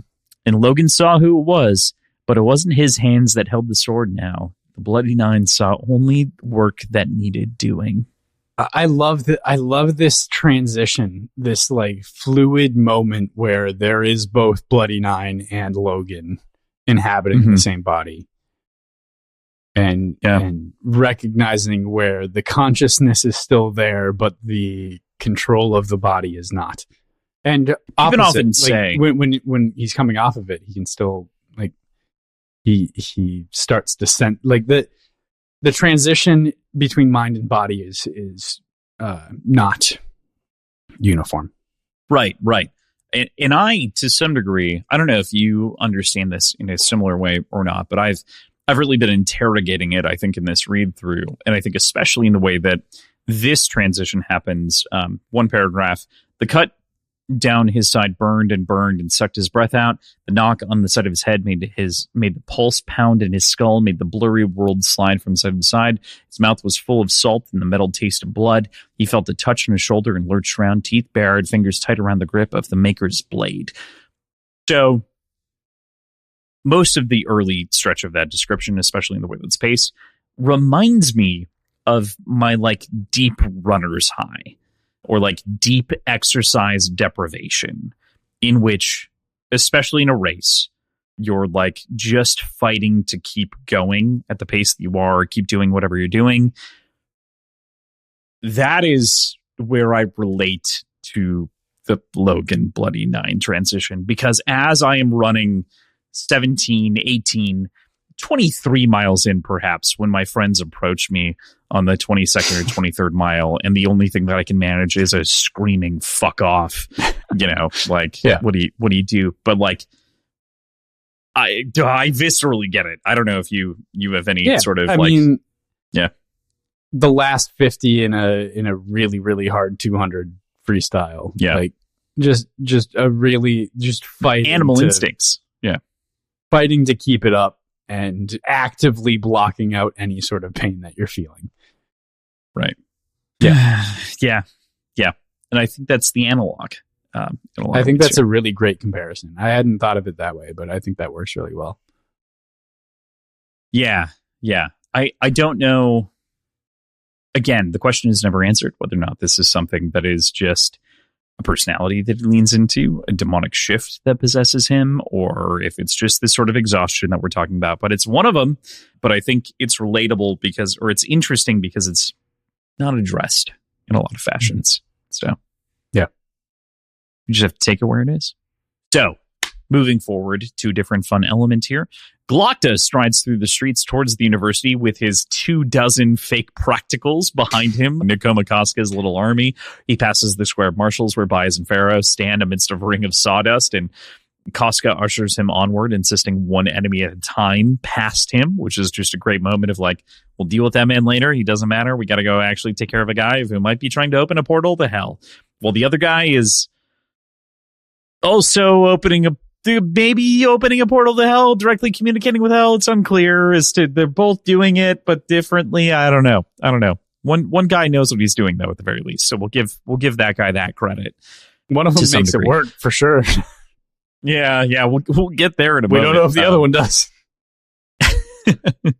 Moments later, they run into King Jazal. Glocta gops in puzzlement at the supposedly dead Morovia back among his entourage as he saw the man's jaw pressed against the ceiling, his teeth variously scattered and otherwise. As they rush in opposite directions, Artie and Jazal's eyes lock in each other for a long moment. However, suddenly the world explodes as the Gurkish blasting powder breaches the Agriont, and this whole moment is shattered as our various characters that have all been assembled in one square outside of Logan are broken apart into their different portions of where they're headed. What's going on? Yeah. Without Casca, this could have been a very different, much more catastrophic couple of chapters. Casca's a good level head, shockingly. No, Casca is the savior of the Union. Ooh, all right. Weirdly. All right. Accidentally. Cheers to Casca. Yeah.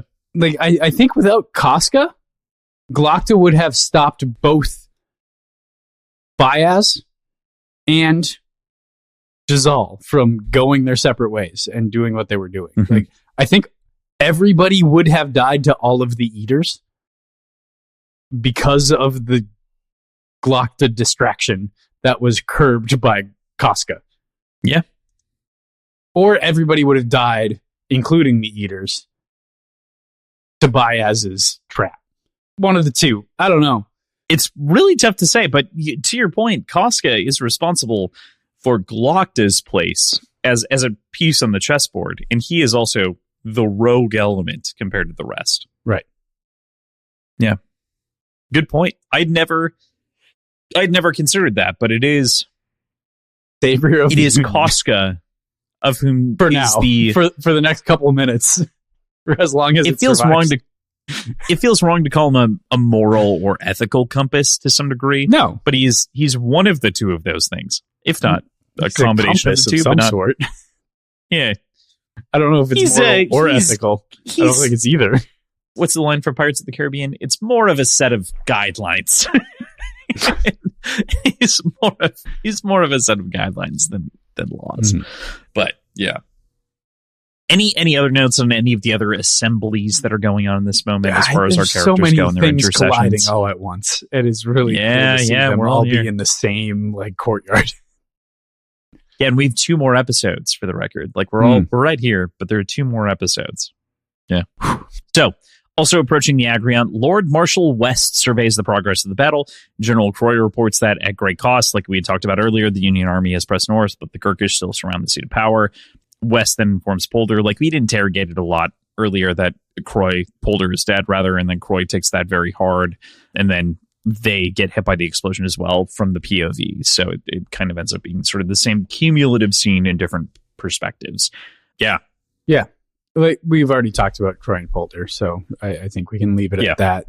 As far as the continued explosions go, we get them a lot right at the end and beginnings of perspectives, and this episode of the TV show is going to be such a loud, whiplashing series of sequences interlaced with these explosions. I'm really excited to see it. Yeah, we said for a lot of this, we said like we've often referenced Guy Ritchie in different moments, different scenes, different things, because that's one of the things that we like the most Today. in cinema. And We talked about it today. Right. In this episode. This feels like very deserving of Miguel Sapochnik, of whom I mentioned earlier, of whom did a lot of the biggest and best battle scenes among the Game of Thrones canon, or even Alan Day in a lot of different moments. It feels deserving of someone of whom understands sort of that and the way that all coalesces into one thing in an edit. I don't know. Did you have any other kind of like construction thoughts? I mean, I would also love to see like James Cameron's take on the First Law. That'd be so ridiculously crazy, but that would be interesting. I don't know. I could see that. I could see him doing it. I think he'd have a good one. He'd just need to add in like a little bit of a nature element to it all, but Right. Yeah. Anyway. No thoughts on directors therein? I've got a couple. You may of not pay directors attention to those things. In my like repertoire. Ridley Scott. You know, you could have said Ridley Scott. Not that I love Ridley Scott. I don't know what makes Ridley Scott though. Like, there's only a couple of directors that I like know their hallmarks, and like I've talked about Guy Ritchie, and I've talked about M. Night Shyamalan, and I don't think I need to rehash either of those. No, fair enough. Fair point. I guess like there is the reason that I brought up the two TV directors that I think of when I think of Game of Thrones is because I think that they do a great job almost blending into the scenery and like making the scene pop. Right. That's actually one of the things that I think Ridley Scott does really well. Is I don't want to say that he's devoid of style, but he is king of execution in a lot of ways. So he like knows how to take something from start to finish and like make it work. In addition, I think he has a command over action scenes that is, especially large battle scenes, that is almost unparalleled. It's worth noting something that I found out when I watched the almost 4-hour cut of Napoleon the other day, which was also the first time seeing Napoleon. I didn't know that he filmed that basically as one take in all of the battle sequences. They just had 7 or 8 cameras among the different groups and had different groups coordinating the movements at the same time. Wow. So like they basically said go, and then the different cameras and different people all moved as one to make the battle feel real because they were all moving interlockingly in those different moments. And that's all of the battles in that movie. So yeah. It wasn't just like 1 or 2 cameras taking single shots and then reloading those shots and moving so much as it was, let's set up the whole thing. Let's make it all grandiose and all happen at once. We'll take some wide shots. We'll CGI out the cameras in the middle of other things and like put in, horses where that like large expanse is where the camera should be or whatever. Very clever and well done. And I think very well disguised among the rest of it. But yeah.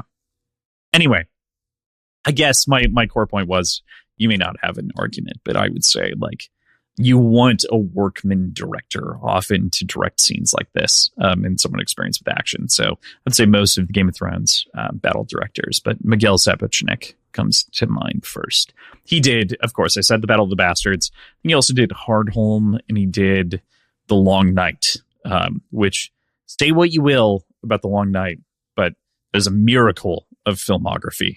No matter what you make of the composition of the story beats and the writing of it, that man pulled off a miracle from a presentation perspective. Mm-hmm. Yeah, I can agree with that. Yeah. I didn't think that you disagreed. This is more to the audience of who might be like, it was too dark. It's like, yeah, but if you watch it in HD, it's not dark at all because like streaming standards are bad. Okay. But yeah. Also, I see better when it's darker than most people, so it wasn't that dark for me. Okay, moving onward. The same shockwave that has pressed through everyone else as we've been describing the scenes goes through the Bloody Nine, of course, as well, knocking something in his head, returning Logan to himself in a moment which he almost cut down his best friend. But with the chaos of the masonry debris crashing around them, the fight has gone out of both sides as they both sort of like coalesce into this pile on either sides and stare at each other as humans for a brief moment. Jesus fucking Christ, Joe. Thank you for putting an end to this friend-killing madman. through an act of God. Effectively, yeah, as close as it could be. Yeah. Yeah, I'm glad I took a break between these sections. It was so hard. In some ways, I would be so curious if I had just left you to your own devices with all of part 2 and how you would have felt about it, versus the way that we interrogate things, right? Like there's a lot here. I wonder how many times you would have considered stopping among the whole of the thing. We're not there necessarily. That's a good question. But yeah, but it's funny to hear that one in particular. You were so mad at Dogman's potential demise that you were just like, fuck.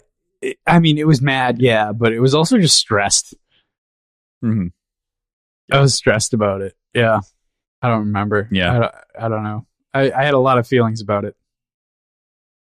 Because I believed it could happen.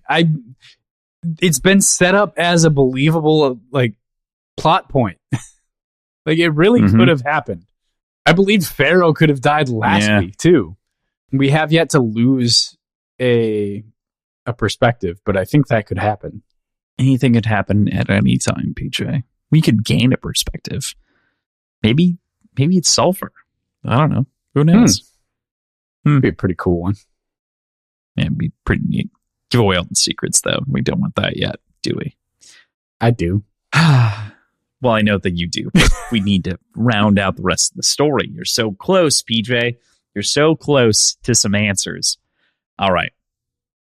Okay, so moving forward from there, from that moment of regard, we head into the Square of Marshals, into what leads into a magnificent moment.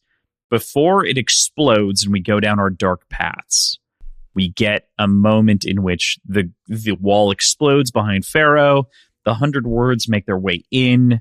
There's eaters everywhere, and there's sadness on their face as they're making their way in. The air around shimmers briefly. These people obviously are both able to wield high art and something else by our understanding. They have preternatural or supernatural abilities, in addition to some of them being able to use art in the Baez context. What did you make of the presentation quickly of the eaters that we get within this section before the interrogation of Mamoon? I kind of wish we would have gotten... It would have been so much more time. And it would have been more difficult to do.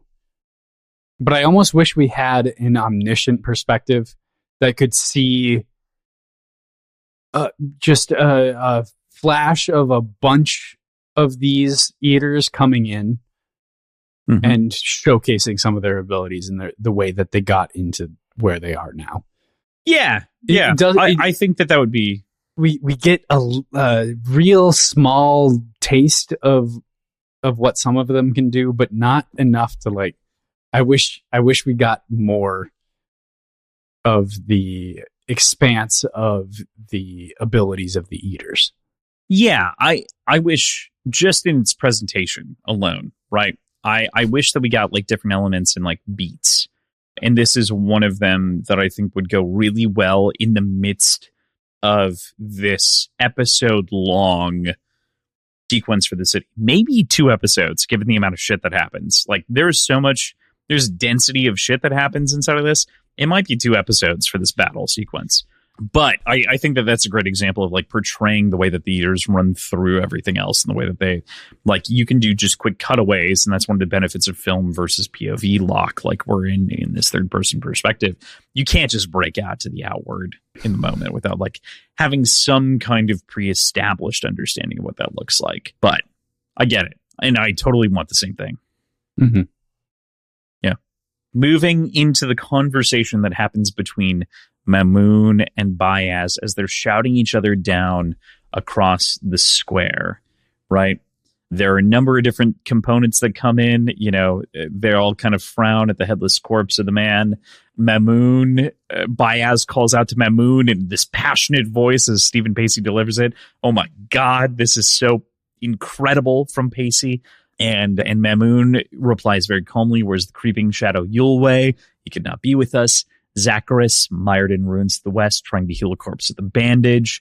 Conneal, too in love with what she used to be, to spare thought for what comes. And he replies, you are left all alone in the end, apart from this. And points at Pharaoh. She is a strange one, as he assesses the Magi and their absence with their brother against the antithesis, supposedly, of their order. Yeah, it's a great conversation, but an even better takedown of Baez's mental state, and I guess not mental state, social state. Mm-hmm. Yeah, and it's distinct and effective and true. Mm-hmm. What you gonna do to get out of this one, Baez? And the answer is, well, I'm the strange some crazy shit, but yeah. There's this moment, of course, of which is shared and said, of which we've mentioned before, or has been, will God smile on your methods, do you think? And Mamoon shrugged, God smiles on results. And again, it's came up times before, and they move with this sort of like careless effort between everyone else. Pharaoh is very crazily like ready to go. She's got the seed clutched at her hip, sword ready on the other side, just in case she needs to cut anyone down. The Magi continues to badger his opponent in the moment, wishing that Khalul himself could have paid a visit. But, you know, that can't happen, of course. He's got his 100 friends in the background. And Mamoon, before ending this, decides to ask a question I'm sure that his master has repeated time and time again. And he says, answer me one thing. Since we are come to the end, why did you kill Juvens? And Baez replies, Juvens? Ha! He thought to make the world a better place with smiles and good intentions. Good intentions get you nothing, and the world does not improve without a fight. I say I killed no one. But what does it matter who you killed 1,000 years ago? Who killed who 1,000 years ago? What matters is who dies today. It's Ghoul. By text, he's still maintaining. I think that's still him maintaining that he didn't kill Juvens. I don't know that it is. I think it's a little wishy-washy. If you consider, like, it depends on what he means by "I killed no one." Is he saying that Juvens is nobody? He says, "I say I killed no one." That's another way to put it too. Yeah, like I'm going to maintain this claim, or I'm claiming now that I didn't kill anybody of importance. But it is Juvens, and how do you say that he... I agree with that, but no matter what is presenting the ladder. No matter what, yeah, I'm with you on the ladder. Yeah. But I don't think that him saying the ladder, that him saying that he killed no one, in quotes, doesn't mean that he didn't kill Juvens. And that this fight, in which, as he pitches it in the first, or in the very beginning of the second book, between Canadius and Juvens, wasn't instead Baez manipulating the whole thing to make it appear as though they were fighting against each other, and then when Juvens died because he killed him, spinning the Magi around to kill Canadius too. Yep. I mean, it seems par for the course for what we've seen of Baez and his ability to manipulate and pull strings. Yeah. The tough part about this, PJ, is I don't want to try to preclude, any future information, but I do also want to mention this is kind of the end of that part of the story. This is all the information you get. Mm-hmm. Okay. So, what is? I think it's kind of, I mean, this feels almost like a cop-out answer, but I really like the way that he sums it up. Oh, I agree with you. Who cares who killed who? Like, what we're dealing with now doesn't change regardless of what the truth is from 1,000 years ago or whatever he's talking about. Like, he's just seeking an honest answer to try to bring back, Yeah. But that's true for so many things in history of how fights happen and how grudges are held, and memory is flawed, and grudges maintain regardless of the truth. Right. And I don't know if he's trying to be that deep about it. I don't think he really is. I think he's being defensive and deflecting.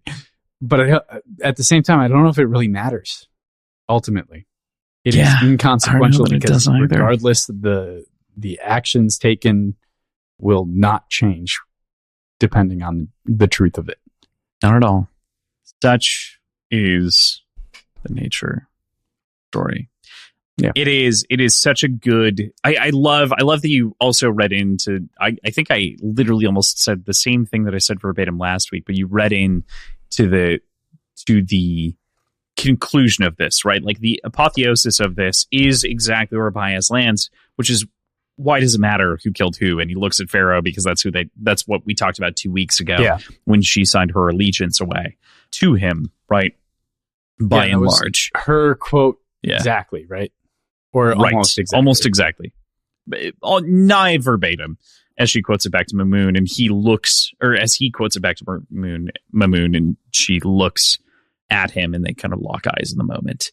You know, there's this whole note here, as well as he responds in post, and he says, "Oh, there will be a judgment here, Mamoon. On that you can depend.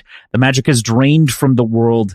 My art is a shadow of what it was. But you forgot, while you were gorging yourselves on human meat, that knowledge is the root of power. High art I learned from Juvens. Making I took from Canadius. You'll need more than that to defeat us, of course. For that I need some darker medicine."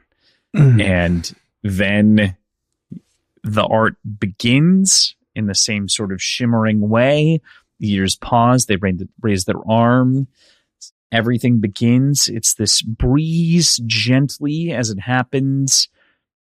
And the dust circles and vanishes into this metal shining brightly on the ground. Circles line symbols within circles covering the entire white space in a design embossed upon the very book that the Broken Binding put out. But like, oh my God, are you fucking kidding me?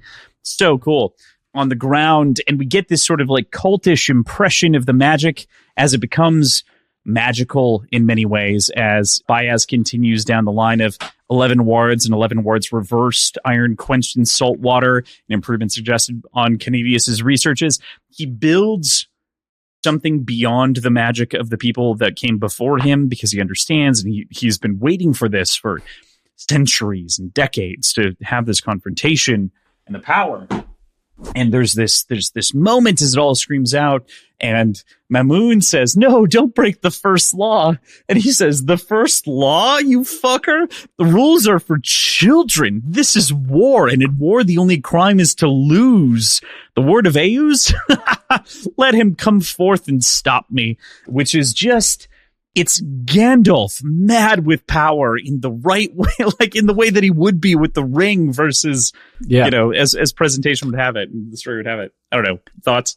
That's exactly what it is. It's so good. It's maniacal.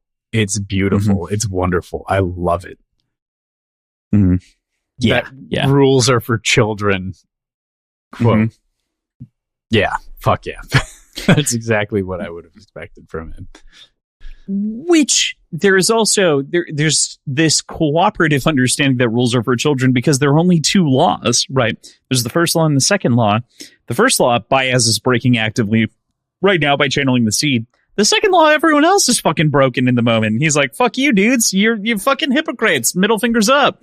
You know? And like, he's also been alluding to the fact that the first law in general isn't like is inherently hypocritical. Innately hypocritical. Yeah. Right. Or art the is practice. hypocritical because of the first by its law. very nature.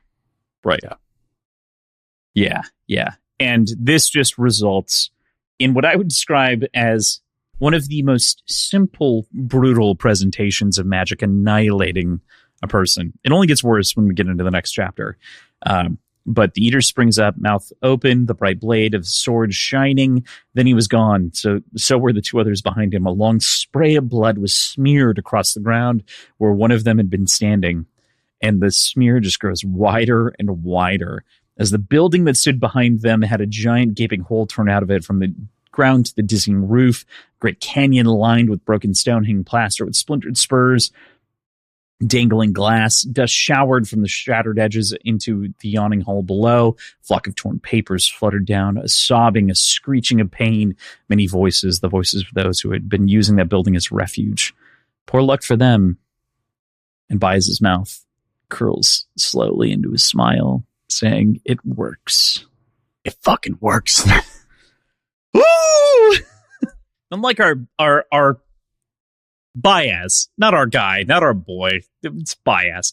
Nothing like Baez Gandalf getting a hold of the ring and being like, "Fuck yeah, dude!" Like that's where we're at right now. It's really where we're at right now. Yeah. Ooh, I want to see that. Ian McKellen, middle finger, or the whole scene? Both. Okay. Yeah. Fair enough. With that, we'll move into Dark Paths, our final chapter of the evening. I'm very excited. King Jazal hurries through the gates into the palace, surprised at how well the aged Morovia is moving, all things considered. It seems a little off that heterochromia guy is doing so well, considering his gait and strides and otherwise. As they stare at the sealed gates, a white armored figure crashes through the ceiling from above and lands before them. The Eater attacks, mowing down 12 Knights of the Body before it is brought down among the group. These are the best of the best, and it cleans through them easily. As they retreat deeper into the palace, they find another pair of Eaters waiting, of whom we find are referred to as the twins. Yeah, like we talked about this before, but Sulfur's really not doing a whole lot of work trying to be Morovia at this point. Right. Too much going on, too many important things to juggle. Like, makes sense. No one knows what magic is, though, so, like, what the fuck? Right, you know? exactly. Like, who's going to call you out for that? Like, yeah, you look and sound and seem exactly like Morovia, but I don't think you actually are. Like, nobody's going to say that. Like, well, you would. Yeah, that's fair. Specifically. Yeah. A little bit. Yeah. That's, yep. Yes, I would. It is astonishing the amount of damage this single Eater is able to inflict. And we've seen their strength before, but even just their ability to dent plate armor with their hands is fucking wild. Yeah, it is not good. As this man charges through and like makes his way all the way down, Jazal stares him down and he swipes at him and takes him a couple of times, as does Gorst, of whom is also there with him. And Jazal says, "Here's heaven, bastard." And it chops through the neck, taking the head off onto the grass. And it's this whole thing where they kind of like, you know, they turn into sand in this moment and back into dust. The fingers still twitching, the body still there in many ways. And Morovia Sulfur says, "Some are, some bleed. Each one is different. We should get inside the palace. There will be more of them." And that's a terrifying concept of how many people it took out to take one of these. And these are the best of the best. Like, the 100 words could do more than 100 people's worth of damage per person. Yeah, for sure. Yeah. Going forward, though, with the twins, is this the pair of Eaters that Yulwei killed? No.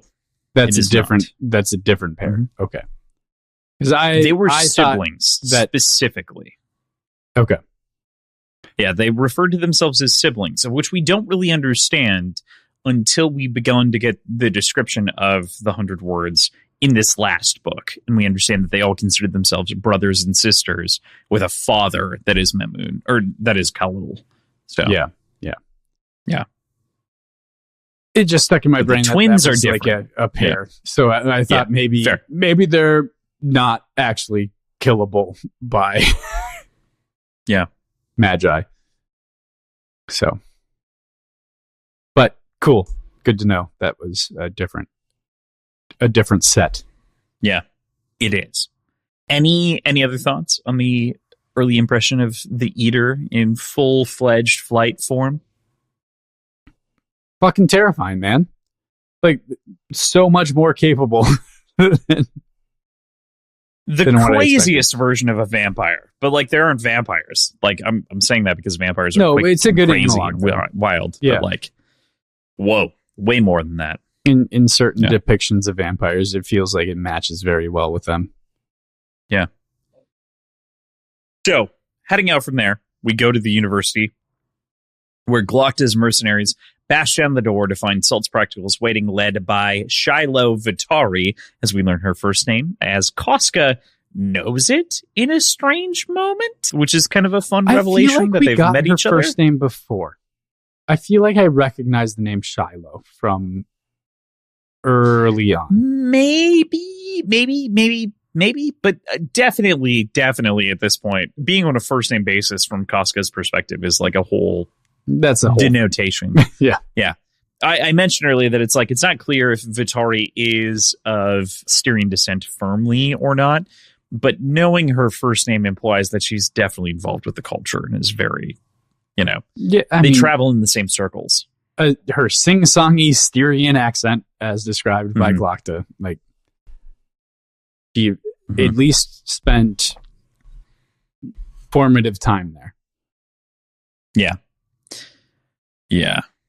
Right.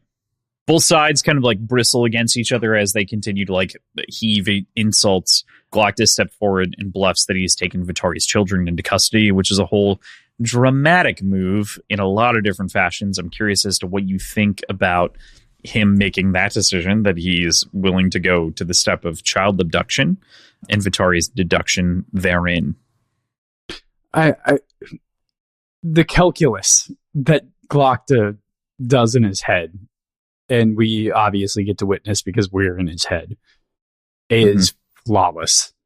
And it was so much fun to see Glocta do his work. And like it is the same as his torture work without the tools. Like it is identical to that. And it was really fun to see that come to life. Terrifying. Horrible. Very, very horrifying. Absolutely awful. Yeah, but hedging bets and just guessing and deducing what she would have done based on what he knows about her and what he knows about how people would react to the situations that were going on. And he is able to pinpoint all of the important information perfectly. EJ, I want to make an analogy for a moment. Just picture with me, if you will. Have you seen the Sonic movies? No. Do you know who Jim Carrey is? I do. Do you know who Dr. Eggman is? Big egg dude? Yeah. Egg dude? Big head? Mm-hmm. Okay, so Jim Carrey's Dr. Eggman has a very particular style of delivery, as Jim Carrey does. There's a line that Glocta says here, of which I cannot read without thinking about Jim Carrey's Eggman, because it is delivered in the same fashion that he delivers many of his lines. And it's in this moment, it's in this dramatic moment, but it's, what is it with everyone today? Lines I won't cross, people I won't hurt. And like Glocta is delivering this dramatically, but also there's this sort of like, to him, as he's presenting himself, like deeply ironic note of like, no one understands me that he's presenting outwards. And it screams Jim Carrey's Dr. Eggman. And I'm so sorry to be bringing this up in the middle of the rest of the episode for anyone of whom gives a shit, because it's going to downplay the importance, because you're going to think it's a comedic moment. It is kind of a funny moment. And I think as such, Joe has written it that way. But also, you're never not going to think of Jim Carrey's Eggman from now on in this moment. It is. I guess that's a good, man, how do I describe this? This does a good job of contrasting people's opinion of Glocta versus his own opinion of himself.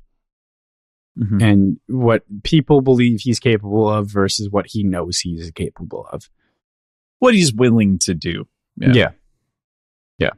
Right.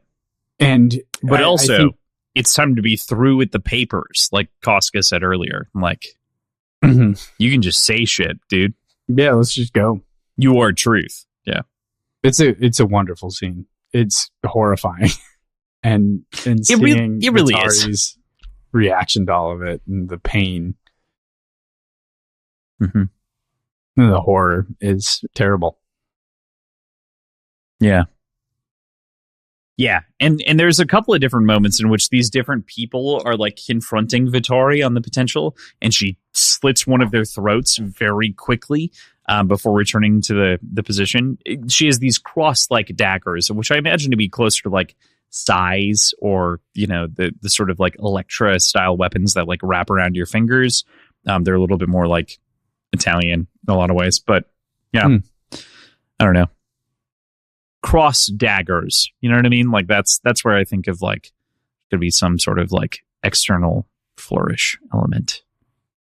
Yeah, I assume just daggers with like long crossguards. Yeah, but a long, I get it, but like a long crossguard is just like a, I don't know, like weird ornate dagger. Yeah, okay, all right. That's more what I got than off of it, but sure, I can see that interpretation too. I was imagining something a little bit more live, but I can see that. I can see that. Yeah. Vittori eventually, though, agrees, of course, to stand aside, and Glockton and his ragtag mercenaries reach the door with the black iron rivets that there appears to be some sort of subtle chanting or noise coming from behind the door. Glockton waves his hand and says, yes, my terror is boundless, which is such a fucking funny thing for the man to say. Really good. Given everything else that's happening. Really good. Door with black iron rivets. Not ominous at all. No, not even slightly. Not a crazy chapter to end the week on for you to think about for a whole, unfortunately, given the way we recorded this, almost 2 weeks because we were hoping to get in another episode and then everything went to hell. But, you know, here we are. Now we're here. Here we are. Now we're here. Sorry to leave you on this cliffhanger. I planned it hopefully to be a lot shorter, but whoops. So from there, we move into the square marshals, the wind blowing the sawdust and revealing the metal pattern below that I had shown previously to you on the copy of the Broken Binding book. I love it. This is part of the reason that I love these copies so much, is they do a distinct job of representing them not only directly on the back of the book when you pull off the cover, but also if you put them facing the other direction on the pages, the symbol is printed as it's facing outward. So it's brilliantly rendered and brilliantly well done. It's perfect. It's perfect. It's subtle. It's great. But with that said, there's this whole thing that goes down. Mamoon once again protests in the using of the seed, in that Baez is breaking the first law, and that this whole thing is happening.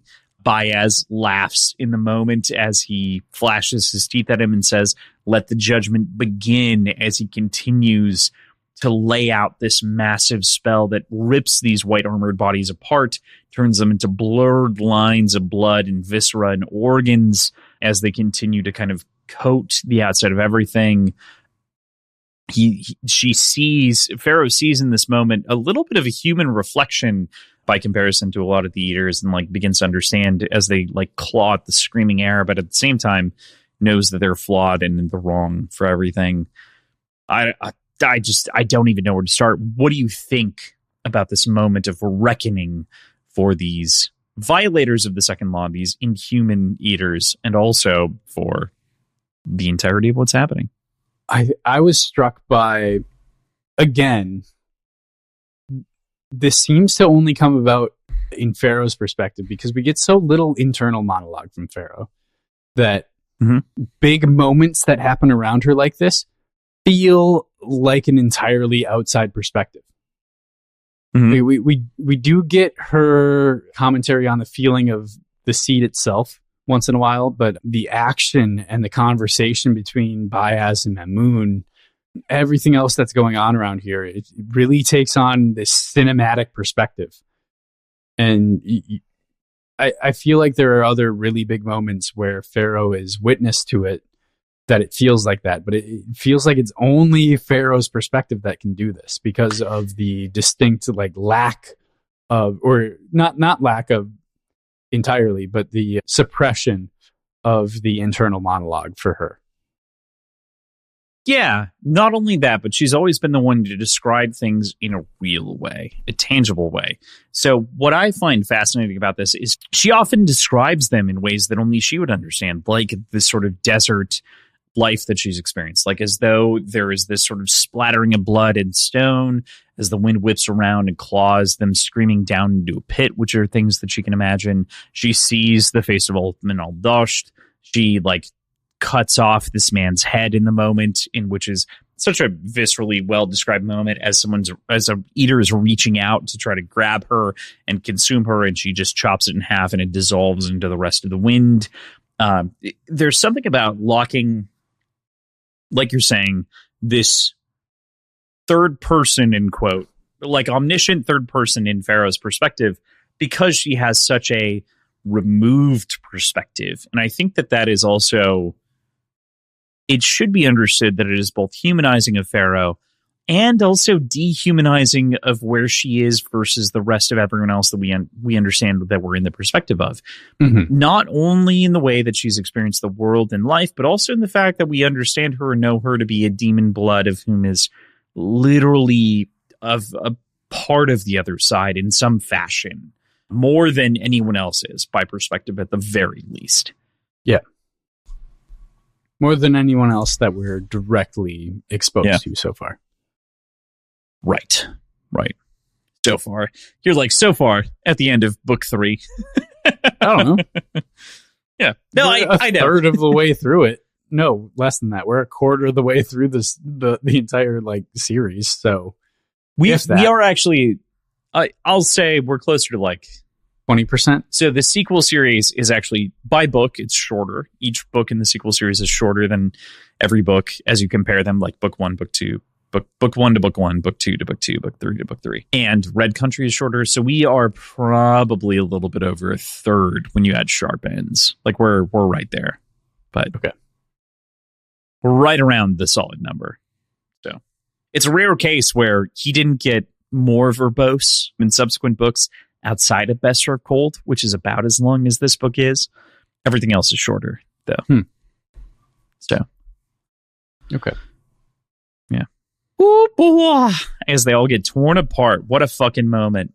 As they reach out, they're clawing, all of these things are happening, dashing away, the blocks stuck at the edges of the wretched hole, tumbling on outwards, upwards. There's this whipping of storm and paper and everything else that screams out, flesh growing darker, faster, louder, more powerful with every moment. And Pharaoh barely makes out Baez's voice as he said, once again, God smiles on results as he tears apart everyone around him. Fucking brutal, man. That's what he said a couple of times, that this has been the whole thing. This is, holy shit, oof. Dude. Holy shit. So we head back to the Northmen through Dogman's perspective. Logan moves over the rubble into the ag ground with Shivers stalking behind him. Sensing trouble, Dogman gathers Grim and a few others, following him in as he is heading towards the storm and the danger and everything else. Regardless of who gets to who first, if it's Shivers getting to Logan or Dogman and Grim, and I thought Dow was part of that. I can't remember. Dow is up north. Okay. He's taking care of Calder and Scale. Yep. Yeah. Okay. Yeah. Regardless of who gets to who first, I don't think Shivers gets out of this alive. I think this is Shivers' last stand, regardless of however it happens. That's my guess. You want to make a bet? Yep. Okay. Sounds good. Yeah, this is sort of a brutal moment in a lot of different ways, because this is the scene before the climax, and I'm so sorry to cut it off in this moment as everyone approaches the storm and we all get in this high tense, intense moment. We don't know how it's going to end. We move from that perspective into Jazal's perspective, and Jazal is backed into a corner in so many ways with a couple of Knights of the Body that are left, Gorst being there among them, and in addition, of course, Sulfur playing the part of Morovia. We get the reveal that the twins are here, as you had mentioned earlier. There's this sort of horrific confrontation that happens. The moment, what do you make? It's not good. As a clown king from Jazal's perspective, as he recounts himself. Yeah, not good. Not good is my take on this. This feels very bad. Have you ever had the feeling that someone else is having all the fun? All the time. Oh boy. Well, do I have a week for you next week? Oh, friend. So we've got a whole thing going on. You and I are both in a wedding this weekend, which is going to, at this point, we'll be hanging out when everyone else is listening to this episode. So please enjoy. But you have a car ride as such to listen to near the end of this. You're not even going to be done next week. You've got a whole nother week after that with reading, just to give you semblance of an idea of where this ends. So I'm curious. Yeah. Do you have any other thoughts? Anything else that you want to talk about this week? Not off the top of my head. I feel like we did a good job of hitting all the notes that I wanted to hit. Sorry again, folks, for a little bit more of a meandering episode on my side, just because of the nature of this beast. But I hope you had a good time as it went and as we hit things. It was a good time for me. I had a great time. It's hard to not have a good time when you're talking about this fucking shit. It's crazy. Everything rules. The show has done a great job building up the story up until this point. So, agreed. With that, next week, we are reading Reckonings through Patriotic Duties. BJ, I'm so sorry. I think I'm sticking you with another 5-chapter week. If that, actually. 1, 2, 3, 4, 5. Yeah, 5. Perfectly. 5-chapter week. 5-chapter week. The following will be a little bit longer, but not too much. I think by word count, it's actually less. 4, 5, 6, 7, 8, technically, but it's not really that long because there's longer chapters in the midst of this. So very excited to be close to the end with you, to go into our penultimate episode. And yeah, I mean, yeah, I'm almost sad to almost be through what is one of the best fantasy trilogies of all time. It's sad to be this close to done. I am not excited to be done with it, but I'm very excited to finish it. Yeah, that makes sense. Yeah. Conveniently for you, there's 7 more books, so that we'll be reading. Right. So, not a rush, not the end. But once again, Reckonings through Patriotic Duties. With that, you can hear us talk about so many more and other fantasy things and sometimes some other content by joining us on Patreon, patreon.com/words and whiskey. Not only do you support us, but you support some of the other shows that are part of the Atomic Pylon Network, including Howlerpod and Books and Baddies, Catacomb Party, etc. We really manage that group of shows under the same umbrella, the same cost, the same everything. We're able to kind of do all of that, which is nuts to think about in a lot of ways. So thank you so much to everyone, of course, of whom supports us, but also join us and listen to us talk about more things. Right now, we're wrapping up as we're publishing more content and coverage on the great, wonderful, lovely series of House of the Dragon, and we're beginning our coverage on the new season of Rings of Power. So if you want to check that out on Devil's Cut, that'll be out over the next couple of weeks. In video, which is wild and new for us. We hope you enjoy. We'll get used to it. I promise.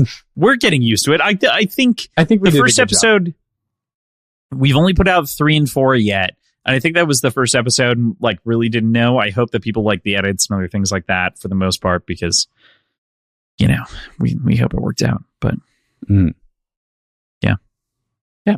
Otherwise, if you want to follow us on social media, you can follow at Words Whiskey Pod on pretty much every social media platform. Or you can go to our website at wordsandwhiskey.show. I have been slacking in putting my cocktails on the top shelf, but I need to do that where you can visually see what I'm drinking every episode. Yes, you have been slacking. I've been slacking too for a bit now, though, so I will not completely own that. As PJ mentioned, you can obviously check us out there, but beyond that, we have other shows coming out across the board or other episodes, and we share on other places. Instagram's a great place to find us. With that, also, please, if you'd like to leave us either a text message or a voicemail, give us a ring at 910-408-2534. If you don't do that, or leave us a review on Spotify or Apple or whatever you listen to us on, we will, in fact, summon demons from the other side and say God smiles upon those. I was going to say, we'll do something that the term vaporize is too light. Too light for. Actually, you know what? I have an even better idea. We will, in front of your girlfriend or boyfriend or them friend, your spouse or significant other, turn your fingers into turn your fingers into little human sushi bits. Little human sushi bits. Yeah. Mm-hmm. Like a little human roll to get you started in the morning, right? A little bit of wasabi, some soy sauce. We'll make you eat SpaghettiOs. We'll make you eat the human SpaghettiOs. No, just regular SpaghettiOs. No, the human one. With that, we will see you next week. Goodbye.